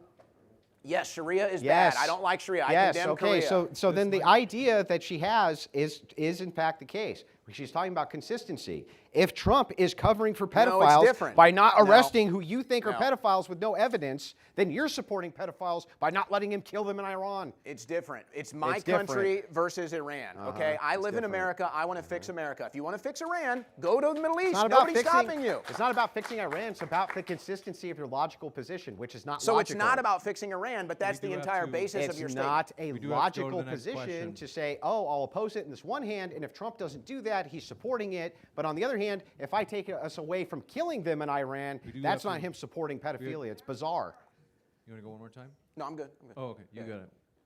Hey, how you doing? So wouldn't being successful on at least your primary promise of a thing be considered success? No. No. Okay. If I hit one home run in a 10-inning game and we lose, that's not a success. So, is it the case, though, that Trump has been hugely successful when it comes to mass migration? He has been successful in that arena, and that was one of his #1 promises. Yeah, I said yes. I Yes. said that's been a success. Yes. That's one of, like, if there's 10 issues, But one of that's 10. all negated by a 7-week war. It's a separate issue, and he's failed. All right. First, Andrew Wilson. I first learned about the Orthodox Church from you, and my family and I were just baptized into the church this past Christmas. Christ is risen. Second, Owen, you've made a lot of comments about prosecutions and reducing taxes, all while neglecting the fact that these require 2 other branches of government working with Trump. The judiciary branch has consistently blocked him and almost every single move he's made, and it's had to go to the Supreme Court I don't know how many times. Meanwhile, Congress, no thanks to Republicans in Congress, by the way, have dragged their feet on almost every single issue. So why are you putting all the responsibility on Trump when we've got 2 other branches of government? Well, Trump appointed the Attorney General, and she failed him. So he did that. He appointed that. So I It's don't know. not the judiciary, dude. So I don't know what. I don't He's know what asking exactly about you're the saying. judiciary of radical judges, which have blocked Trump every chance they get. It was so bad, in fact, that the Supreme Court finally had to step in and say, look, sorry, California, you can't set immigration policy for the rest of the country. Do you believe these judges are corrupt? Many of them, yes. So then why don't we do something about corruption? Because in this case, corruption is a matter of spectrum between political ideology. The Democrats believe that they're doing something which is well within the purview of federal judges to do. And it was within their purview to do until that was recently constitutionally lifted by the Supreme Court, who said federal judges in California can't anymore say, hey, Texas, this is going to be the new standard for immigration law. They were blocking Texas immigration law in radical courts in California, dude. He's been hamstrung at every level by the judiciary. 100% that's true. The Supreme Court, which he appointed, he's had massive victories there. Well, not according to him recently. But I just find it amazing that the Biden administration can make thousands of prosecutions and arrests within months, but this administration can't do anything about Epstein clients or about the deep state. Thousands of arrests of who? Myself and January 6th. Yeah, defendants. so they were able to utilize the power of the media to paint all of you guys as being violent extremist insurrectionists in order to get the public on their side. In this particular case, not only Democrats, but on your side, people have weaponized the media instead to paint Trump out as though he's part of some pedophilic satanic elite, thus getting the one thing he always had in his teeth was the media. And you guys have done everything you can to take that away through this obfuscation of Epstein and the Epstein files. When we have way bigger fish to fry in domestic policy for sure, and you still don't even have any evidence of any of those claims, which is wild. This is for Owen. So if Trump could only do one thing that would make you change your mind, would you rather him act more on the e-files or where we're currently at with Iran? Which one is a bigger issue for you? I would say probably bring the troops home, generally speaking. Bring them all home. And I think you win the midterms if you do that. I think you save face with everything. If you come out tomorrow and you say, we're done in the Middle East and we're bringing all of our troops home, I think you sweep the midterms. This is mainly for both of y'all. I just want to ask, how can we get our economy to rebound after the negative effects of the tariffs, especially on American manufacturing workers? I myself actually work at a industrial plant that produces grinding wheels for brakes. In our business, we had to increase prices a lot because costs of raw materials went up a lot because it was harder to import them because all the chromium and manganese comes from China. Sure. So I'm wondering, like, what is y'all's stance on how we could get the economy back and get the prices back down? Well, I was a big fan and still am of tariffs. What the tariffs were used for, people get it wrong all the time. They think that it was just willy-nilly. It wasn't. What happens is if you have the North American Free Trade Agreement, NAFTA, so this means that these are tax-free imports and exports. So if Canada imports a bunch of stuff from China, who we have a 25% tariff on, and then just labels it Canada, don't they avoid any of our tariffs, the Chinese? Yes. So what that is it's closing back doors by putting tariffs on westernized nations. And there's no possible way, by the way, for you to raise revenue in the United States. You only have two ways to do it: taxes or tariffs. So Harris's idea was that she was going to get rid of the corporate tax breaks, and that was going to drastically increase prices because it has to. Trump's idea was that he was going to fight a tariff war with potential future enemies and people who are adversaries with us on the global stage now. You'd pick your poison. Which one would you want to see? Yeah, I'm a little concerned. I think Andrew and I would probably agree with most these issues. I'm a little concerned about that you talk about your company specifically is so reliant on China. You know, this is something, whether it's Trump or the next president or Biden, all of our presidents have been put into a deep ditch because our Congress has sold us out to mostly West Asia, China. That's why everything is made over there. So now we're basically reliant. These minerals you're talking about, rare earth minerals, we're basically reliant. Pharmaceuticals, we're extremely reliant. And that's because Congress for the last 20, 30 years has completely sold us out. Through bribes and kickbacks, by the way. And so we're screwed on that deal. I would say I support tariffs too. I would agree with Andrew that I support tariffs. The problem that the president has, and he did get screwed, I think, by the Supreme Court on this deal. He did. But the problem that you have is we have so many corporate taxes, we have so many regulations. It's like you're already so deep in the hole. You talk about your company. What I'd like for President Trump to do, since the tariffs look like they're not going to work now, I'd like to see him get corporate tax rates as low as possible. I'd like to see him. Remember when he came in the first administration, he had that big display and he cut the red tape and it was getting rid of all this regulation. I think that's the best plan right now. I think we just have to get rid of as much regulation as possible, get rid of the corporate tax rates as much as possible. And that is one that you can mostly blame on the Democrats, but the Republicans went along for the ride. Well, Trump extended his tax cuts and is going to continue to the extension of tax cuts. Not only that, he does want to get them lower. When he's talking about regulation, especially as we dive into this, you have to remember a couple things. The first thing is that he did get screwed on the tariffs, okay? The best thing on planet Earth would have been for him to continue to raise revenue through tariffs. That way you can lower taxes. But how are you going to raise revenue, man? How are you going to raise revenue without tax increases or tariffs? You can't do it. Can I make a suggestion, actually? What I'd like to see is I'd like a policy that if you're going to come here and work, whatever money you're going to send overseas, we're going to tax that at least 50%. Yeah, remittances. Honestly, I'd tax it at 80%. But remittances will do hardly anything. That's the problem. But even you know if you what? tax But those remittances, it might not change much financially, Andrew, but people will stop doing it. They'll either stop coming here or they're going to stop sending the money home because we're just going to keep it. people would still work in the United States. Illegal immigrants would still come in here even if you had a 10% tax on remittances because it's still way more money than they're going to be making. Then I'd go in all 80%. nations.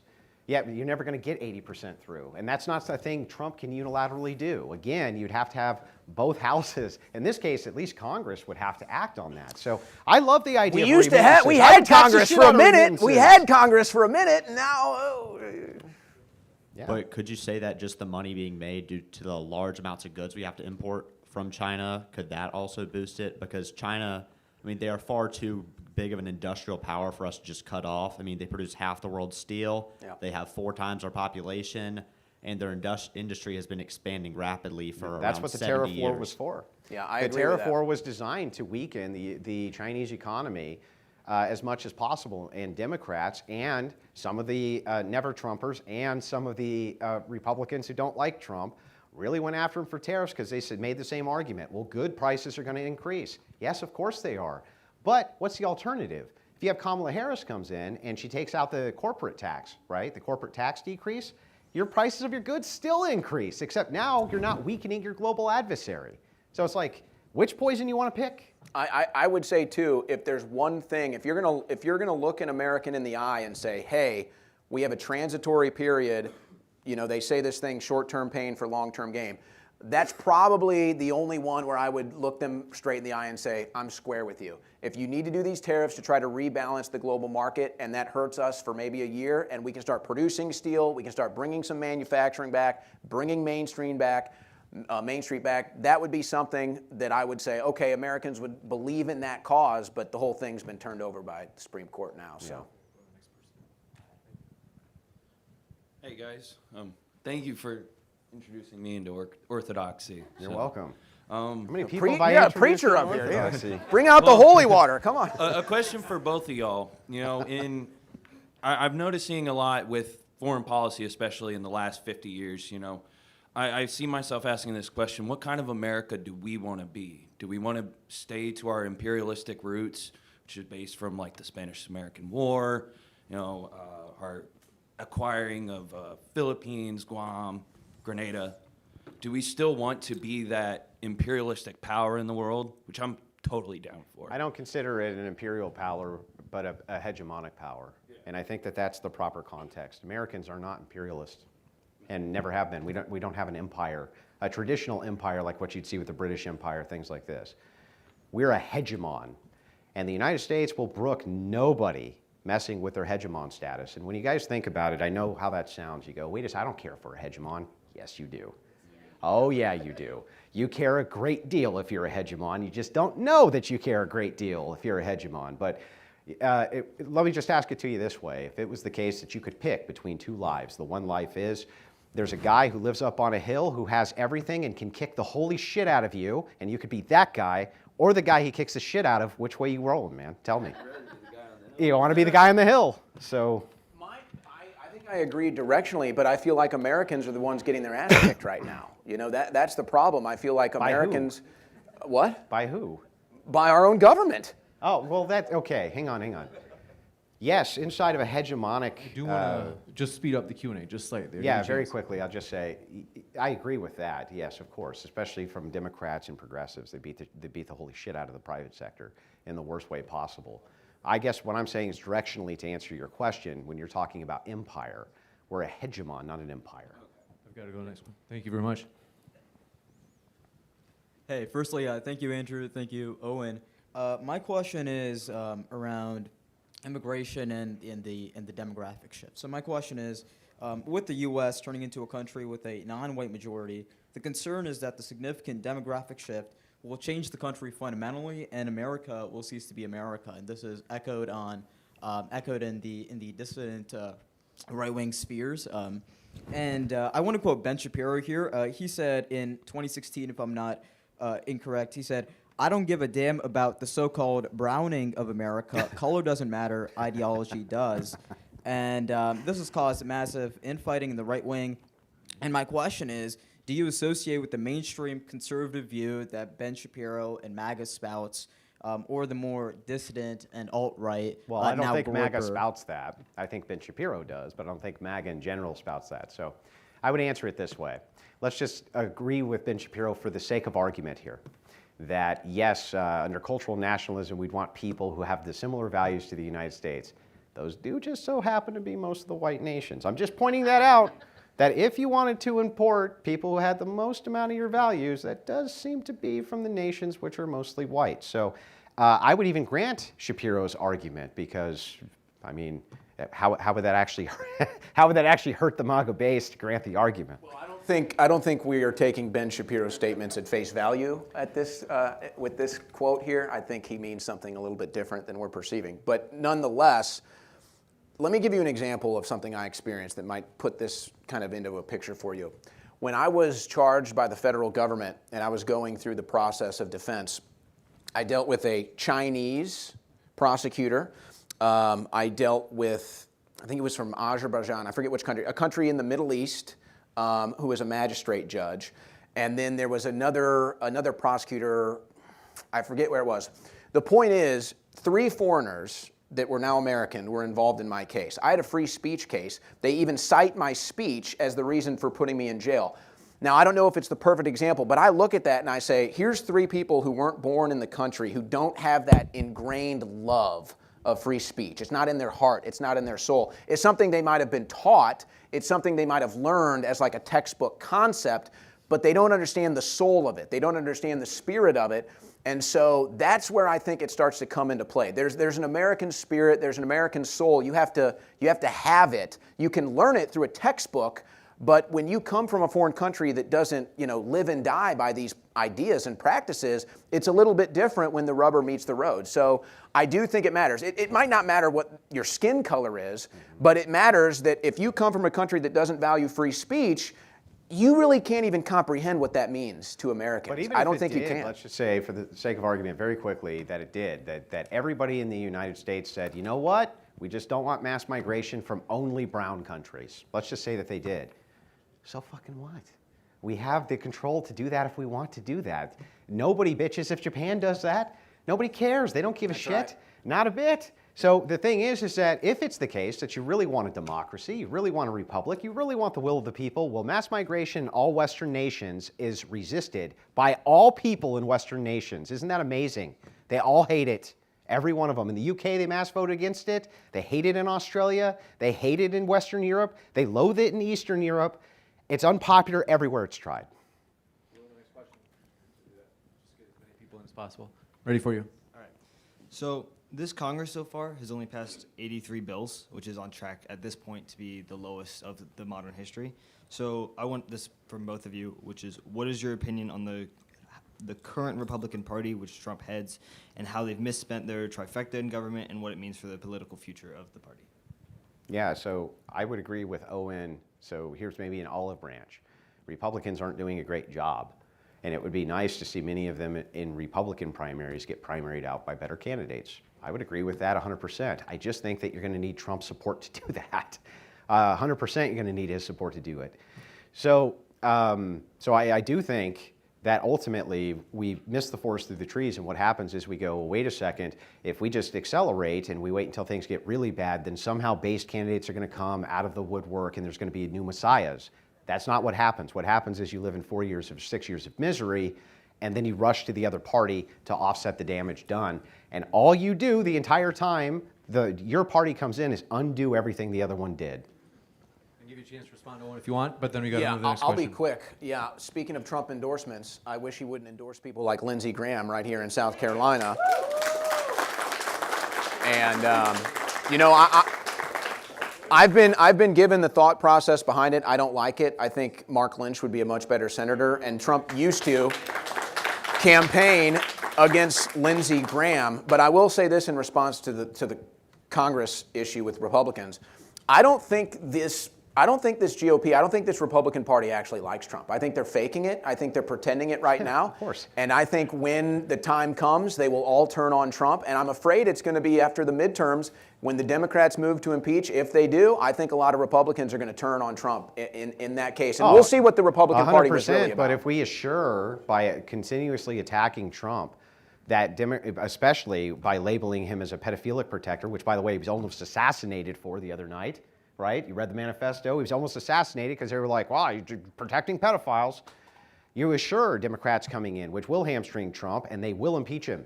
I 100% guarantee you that if Democrats get in office, they will impeach Donald Trump. And accelerationists on the right want that, but for why? Why? What's the point? That's not going to do any good. It's not like Democrats are going to come in and be like, well, we're not Zionists no more. Yeah, right. They'll just make everything worse. Policy did that, not podcasters. You have to jump to the next question. fans of you both. Just want to say, I've spent a lot of time talking about the Epstein files.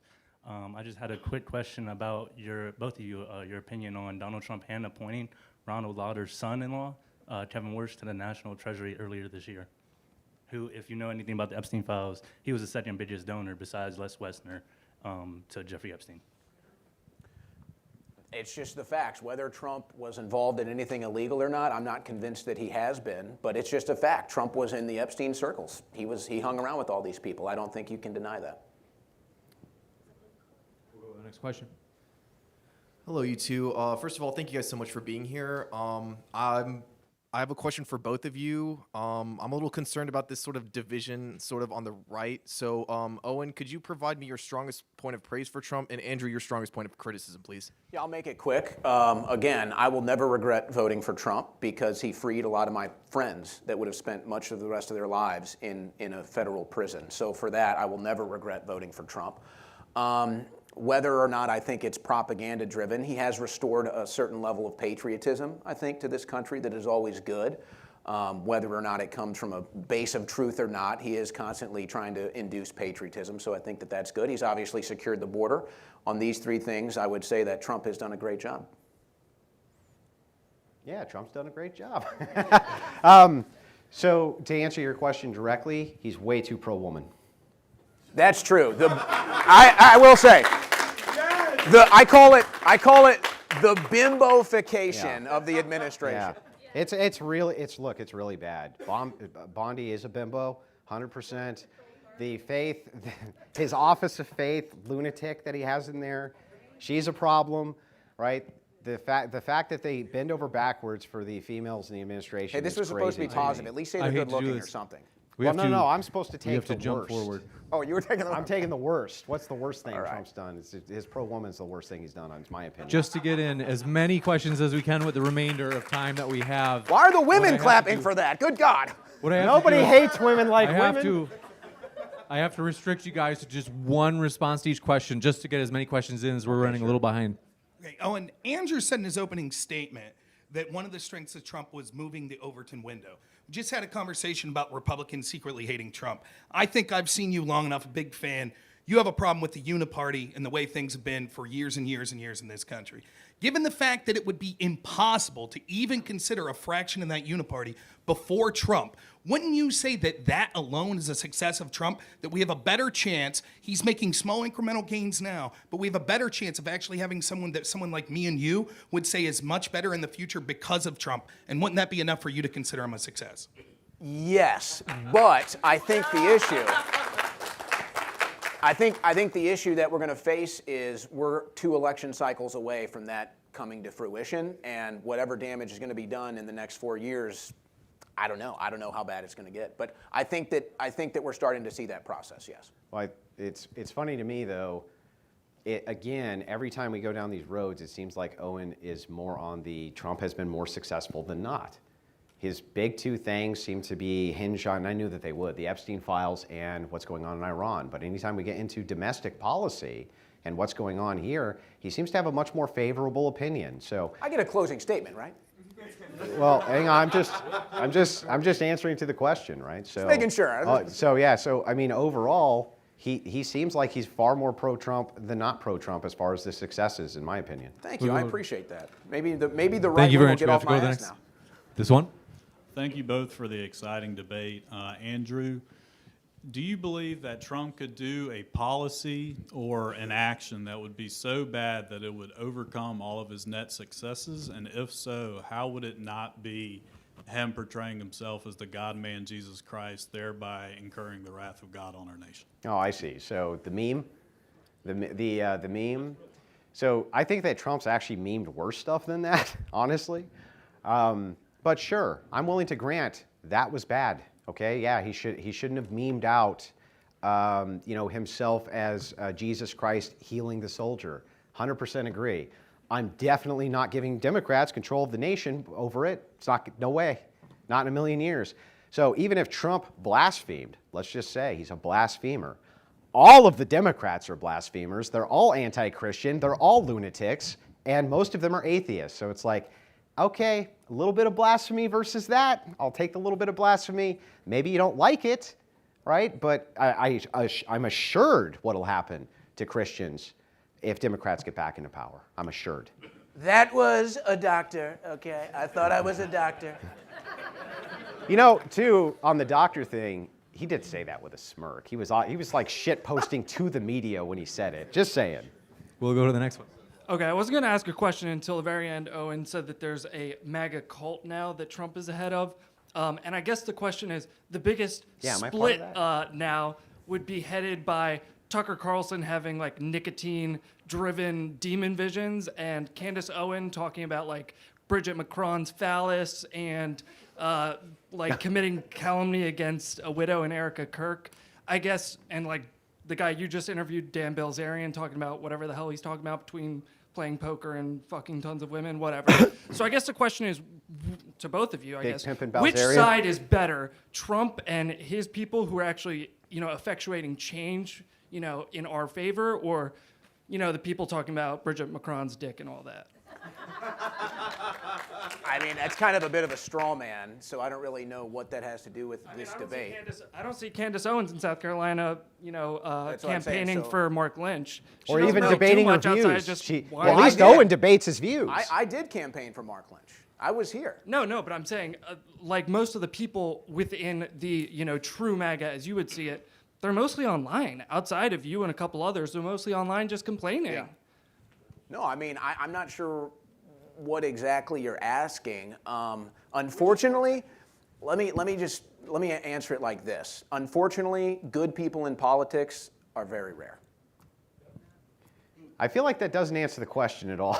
There are no good sides. How about that? There are no good sides. There are no good sides. Directly. Obviously, Trump and the people who are affecting change in the positive light towards more, which Owen just admitted, sets the stage for us to have better candidates in the future due to these current policies and direction that we're going. Obviously, that's superior to talking about Bridget Macron's penis. We'll go to the next. This is actually our last question But for the that night. penis might get erect before we win another election. Well, thank you to both gentlemen, by the way. My question is exclusively to Owen. So you mentioned about the problem of rising prices in America, and you propose a solution, which is cutting more taxes for the average American so they have more money to spend. But from my point of view, right, I believe that this will be counterproductive because, like, when you cut taxes, it actually stimulates the demand, and when you stimulate the demand, it actually makes the inflation worse. So I'm just wondering what's your opinion on this, because I just do not believe that, from my understanding of economics, just cutting taxes to solve an issue of rising prices and inflation is not the way to approach it. So what do you think of it? Well, I would disagree with the premise. I think that Americans having more money in their pocket, in their bank account, would be good for them economically. And the other side of that coin, let's say that the conclusion you've reached is accurate. The other side of that coin is that Americans just stay in perpetual debt, the country stays in perpetual debt, and Americans can never own anything, which is the current rate that we're at. And I don't think that's good. I'd like to see Americans be able to own something. Lower prices, or it should, in theory, lower prices to the consumer. Do you agree with that? Yeah. Okay, so if that's the case, people already are going to have more money to spend without inflating the money supply, right? Well, yeah. Yeah, okay, there we go. We'll jump to the next one, and we're going to move into a rapid fire. If you guys are able to answer in as pithy a way as possible, we'll go to the next question. I'm relatively pro-tariff. It seems y'all two are also, but I don't see how you square the tariffs at the same time while Howard Lutnick and his sons are raking in millions, hundreds of millions of dollars through Cantor Fitzgerald, while at the same time Howard Lutnick is advocating for Trump to increase tariffs. Like buying out tariff rebates via companies, while the American people are paying for those rebates on both ends. Yeah, I see what you're saying. You're saying there's a private company which is taking advantage of the tariff situation? Well, Howard Lutnick's sons. Okay. Yeah, I would have to look into the specifics and details of that, speak competently on it, with that particular case. I would say, you're speaking of Cantor Fitzgerald, and I think Lutnick is just a problem. I don't know if we'll ever get to the bottom of those answers, but I think that you have to look at it now and wonder if that wasn't a Lutnick policy that ultimately he cashed in on. I think that's a fair question. Copy paste, not Do a really quick one. Hey, first day, he took his kids to school. Come on. Andrew, you spoke about he was talking about exporting Israeli pedophiles back and saying that was an obfuscation.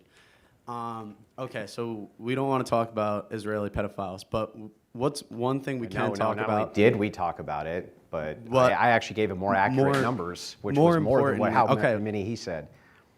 Going right to your point about accurate numbers, the Israelis have killed roughly 70,000 women and children, which is an official policy of their Palestinian ethnic cleansing, which is something Trump has enabled and supported. Would you say is like that a success of Trump? Like is Trump? So we don't care about killing their pedophiles, but we care about. But if they died, it's to our benefit. That's not America first. I'm confused. I want to make sure I got this right. So if Trump is affecting killing a pedophilic elite in Iran, that is bad because it has nothing to do with American interest, and you don't care about foreign countries, right? But if it's the case that Trump in some way enables them to kill their enemies, right, that's not America first, and that's bad. You got to make up your mind here. The killing of innocent people I'm talking about by the Israeli government. Okay. Yeah, it's not America, so who cares, right? But Isn't that the whole point? It kind of is America because they take hundreds of billions of dollars from us. Yeah, so and they use our military. I mean, we subsidize Israel. Is anyone else sick of subsidizing a foreign country? I mean, good Lord. Hang on. We subsidize every. Hang on. We subsidize every foreign country. I agree. Stop it all. So that's one. Cut and it not all only off. that, not only that. Here's what's funny: is like I don't want to subsidize Israel. I don't give a shit about Israel. Okay, I don't care. But I also don't give a shit if they're engaged in perpetual conflict with Arabs. I don't fucking care. I agree, pull our money out of that. I don't want anything to do with it. That has nothing to do with whether or not Trump has been a success as a president, even if I count that against him. I hate to do it, but even if I count that against Trump, he would still have been a more successful president. Still. All right, ready? Hey, so we've heard from Andrew tonight a lot about how the Democrats have hamstrung Trump. Trump can't unilaterally do X, Y, and Z. Yeah. So why is it that when it comes to declaring a war, not a war, he can do so unilaterally without approval from Congress? Yeah, because he's the commander-in-chief of the general. Hang on. He's the general. No, it doesn't mean that. You need to read the Constitution. Let's go to the Constitution to the. The Constitution says that hang on. You cannot unilaterally declare war. Do you want me to answer or not? First of all, if you know U.S. history, then you would know how many times we've been embroiled in conflict abroad by the President of the United States, including by Thomas Jefferson. Why'd you leave? Is it just like a mic drop and then I'm gonna go? Like, They tell me I started a war. Of course I started a war, but I'm going to say it's not a war because I don't want to get impeached. It's very simple, okay? Yeah. It's very simple. Yeah, not a war. The commander-in-chief. Oh, it's over. I won 5 times, by the way, and I'm the president of peace. The commander-in-chief does have broad power when it comes to unilaterally utilizing the military. Congress has control of the purse. They have control of the funding and of the purse. Right now, the military's funded. Trump can do basically whatever the hell he wants with them unless there's an act of Congress. Where is that at? We have to jump into the closings. So It if failed, you have a, didn't it? Yeah. we'll go right into these closings with 3-minute time sections. We're going to start with Andrew, of course, and then we'll follow up with Owen. Andrew, the floor is all yours for your 3-minute closing. Yeah, so a whole bunch of things to cover as we're going over the span of this debate. I know that we got caught on the Epstein stuff, but the reason that was important to get caught on is because it's the hammer and bludgeon that the left wing has been using to defame Trump now ever since the debacle of the Epstein file release, which was a debacle, 100%. I'm not going to even bother trying to defend it. It was a debacle the way that was released. Now, that aside, labeling this guy a pedophile, and that's what they label him, and labeling him as a protector of pedophiles, all that's done is destroy him in the public psyche. And when you see the alt-right, maybe not all alt-righters, I'm generalizing here a little bit, but when you see right-wingers who also try to bludgeon him with the same thing, they're doing the Democrats' work for them. Democrats never gave a shit about the Epstein files.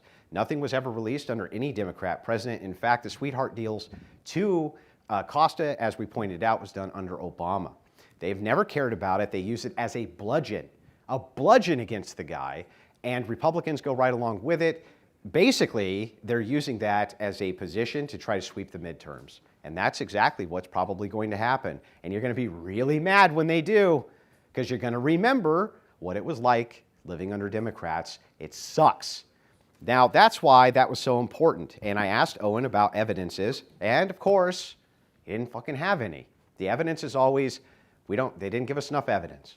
Okay, but what about the fact that what we do have, what about the redactions? Hey, Andrew, what about that? Okay, that was all done mostly by attorneys. Trump can't do much about that, right? Every time you get into the specifics of these things and these details with these people, it's no different than when I'm on TikTok arguing with them. They never have anything of substance to say on the topic, only insinuations, this is what must be happening, this and that, but they're defaming the President of the United States with this. They're bludgeoning him with it, which gives the Democrats an upper hand. That's why that was important coming into this when we're talking about the success of Donald Trump. I'd say that that's hamstringing some of that success. When it came to the domestic policies, Owen basically rolled over. I mean, he agrees with me on the net zero migration. He agreed on Trump pardoning him and all of his friends. He agreed with tariffs. He agrees with all of these various things. The only 2 points he seems to have that he really tries to hammer Trump on is just the idea of this conflict in Iran, which is only going on for 7 weeks. I'm not going to move against Trump without serious boots on the ground if he's doing limited airstrikes in this war to give ground to Democrats. That's insane. No way. I'm not doing it. The other problem is that I think I demonstrated all of these successes. Owen did not do a great job of demonstrating Trump's failures. He, in fact, agreed with me more than he didn't on most of the things that I consider to be successful. Now, if we go back just a couple of years, if I said that we would get to a point where we have net negative migration, more people leaving than coming in, you guys would be jumping for joy. Never thought possible. And yet here we are. That's not good enough. What's Trump done for me lately? Thank you very much for that closing statement. The timer is set for you as well, Owen. 3 minutes. The floor is yours. My last comment as far as the debate here is concerned, the ultimate measuring stick for Trump's success is going to be the midterms, which you've sacrificed, that you are expecting that Republicans are going to lose. Trump is going to be on the campaign trail, and Republicans are going to still lose the midterms. And if you want to say, oh, well, this is the media, this is the Epstein stuff, Trump has been against the media through 2 election cycles and 3. He's won 3 election cycles with the media attacking him. So I don't really think that's legitimate. But I want to step back. I want to step back from the actual contents of the debate, and I want to make a general statement about why I don't view Trump's administration as a success. And that might be because my expectations were too lofty, but this is the reality of the situation as I see it, and I think as a lot of Americans see it. The debate up here was politics as usual. It seems like a lot of the stuff happening in D.C., Democrats, Republicans, it's all just politics as usual. I supported Donald Trump and voted for Donald Trump 3 times because I'm sick of the politics as usual. I'm looking for somebody to go in there and have massive reform, turn tables over, shrink the government in ways that we never thought possible. We all think Trump says treason. How many times has Trump said treason? Nobody's been tried for treason. Nobody's been arrested for treason. So I elected a reform agent. I elected a change agent. I elected somebody to get in there and not do politics as usual, but actually ram heads with the globalists, ram heads with the establishment, and completely remake this country to closer to what it was founded upon, closer to the constitutional ideals, closer to self-government, closer to being independent, shrinking the government, bringing everything internally instead of sending out aid all over the country. That's what I wanted. Lofty goals, high expectations, maybe. But I think the understanding from the American people and why we supported Trump, I don't know how much longer, I don't know how many opportunities we're going to get to save this country politically. I don't know how many other opportunities we're going to get to save this country. And I feel like if we can't do it with Trump and Bongino and Patel, if we can't do it with this team, that's a blow. That's a blow. I don't know where we go from here. The Democrats get back in. It's going to be worse than ever. But that's what I elected from Trump. I elected a change agent. I wanted somebody to get in there and do massive reform, massive shrinking of government, beyond just DOGE, arresting deep state criminals. And we're just simply not getting it, and it doesn't look like it's going that way either. And I'm just concerned. I don't know how many more election cycles our country can take before it becomes impossible to save this country politically. Thank you very much. Thank you very much, gentlemen. Please join me in giving one final applause to our speakers. What a fantastic debate. Great debate. A lot of fun. Great job. You want to come have a We'll have one more announcement. Take a picture outside where our picture is too. We'll have one more announcement from Sean. We'll do one more announcement. One more? DebateCon, in fact, as well as, would you like to make an announcement? You got it. My announcement is, folks, great job, guys. That was fantastic. As mentioned, DebateCon 8 will be this July. Grab tickets, linked in the description box. See Andrew Wilson and Rachel Wilson debate at DebateCon 8 this summer. I'm going to hand it over to Sean, leader of Uncensored America. Thank you, James. I just want to thank everybody that came out to this event. Thank everybody that helped support us, all of our great cameramen, our volunteers, the staff here at Uncensored America, and the chapter here as well, and our sponsors. I can thank Lauren for hooking us up with that, and thank you, of course, to the Wilsons and Owen for coming out for this. It was a fantastic debate. And again, Rachel will be debating Brian Shapiro tomorrow at UNC Wilmington. So we don't want to miss that. I imagine a cartoon's going to come out that debate no matter what, so anticipate that.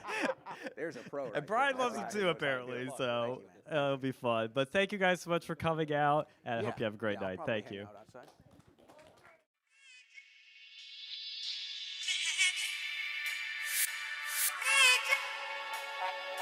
Let me have it.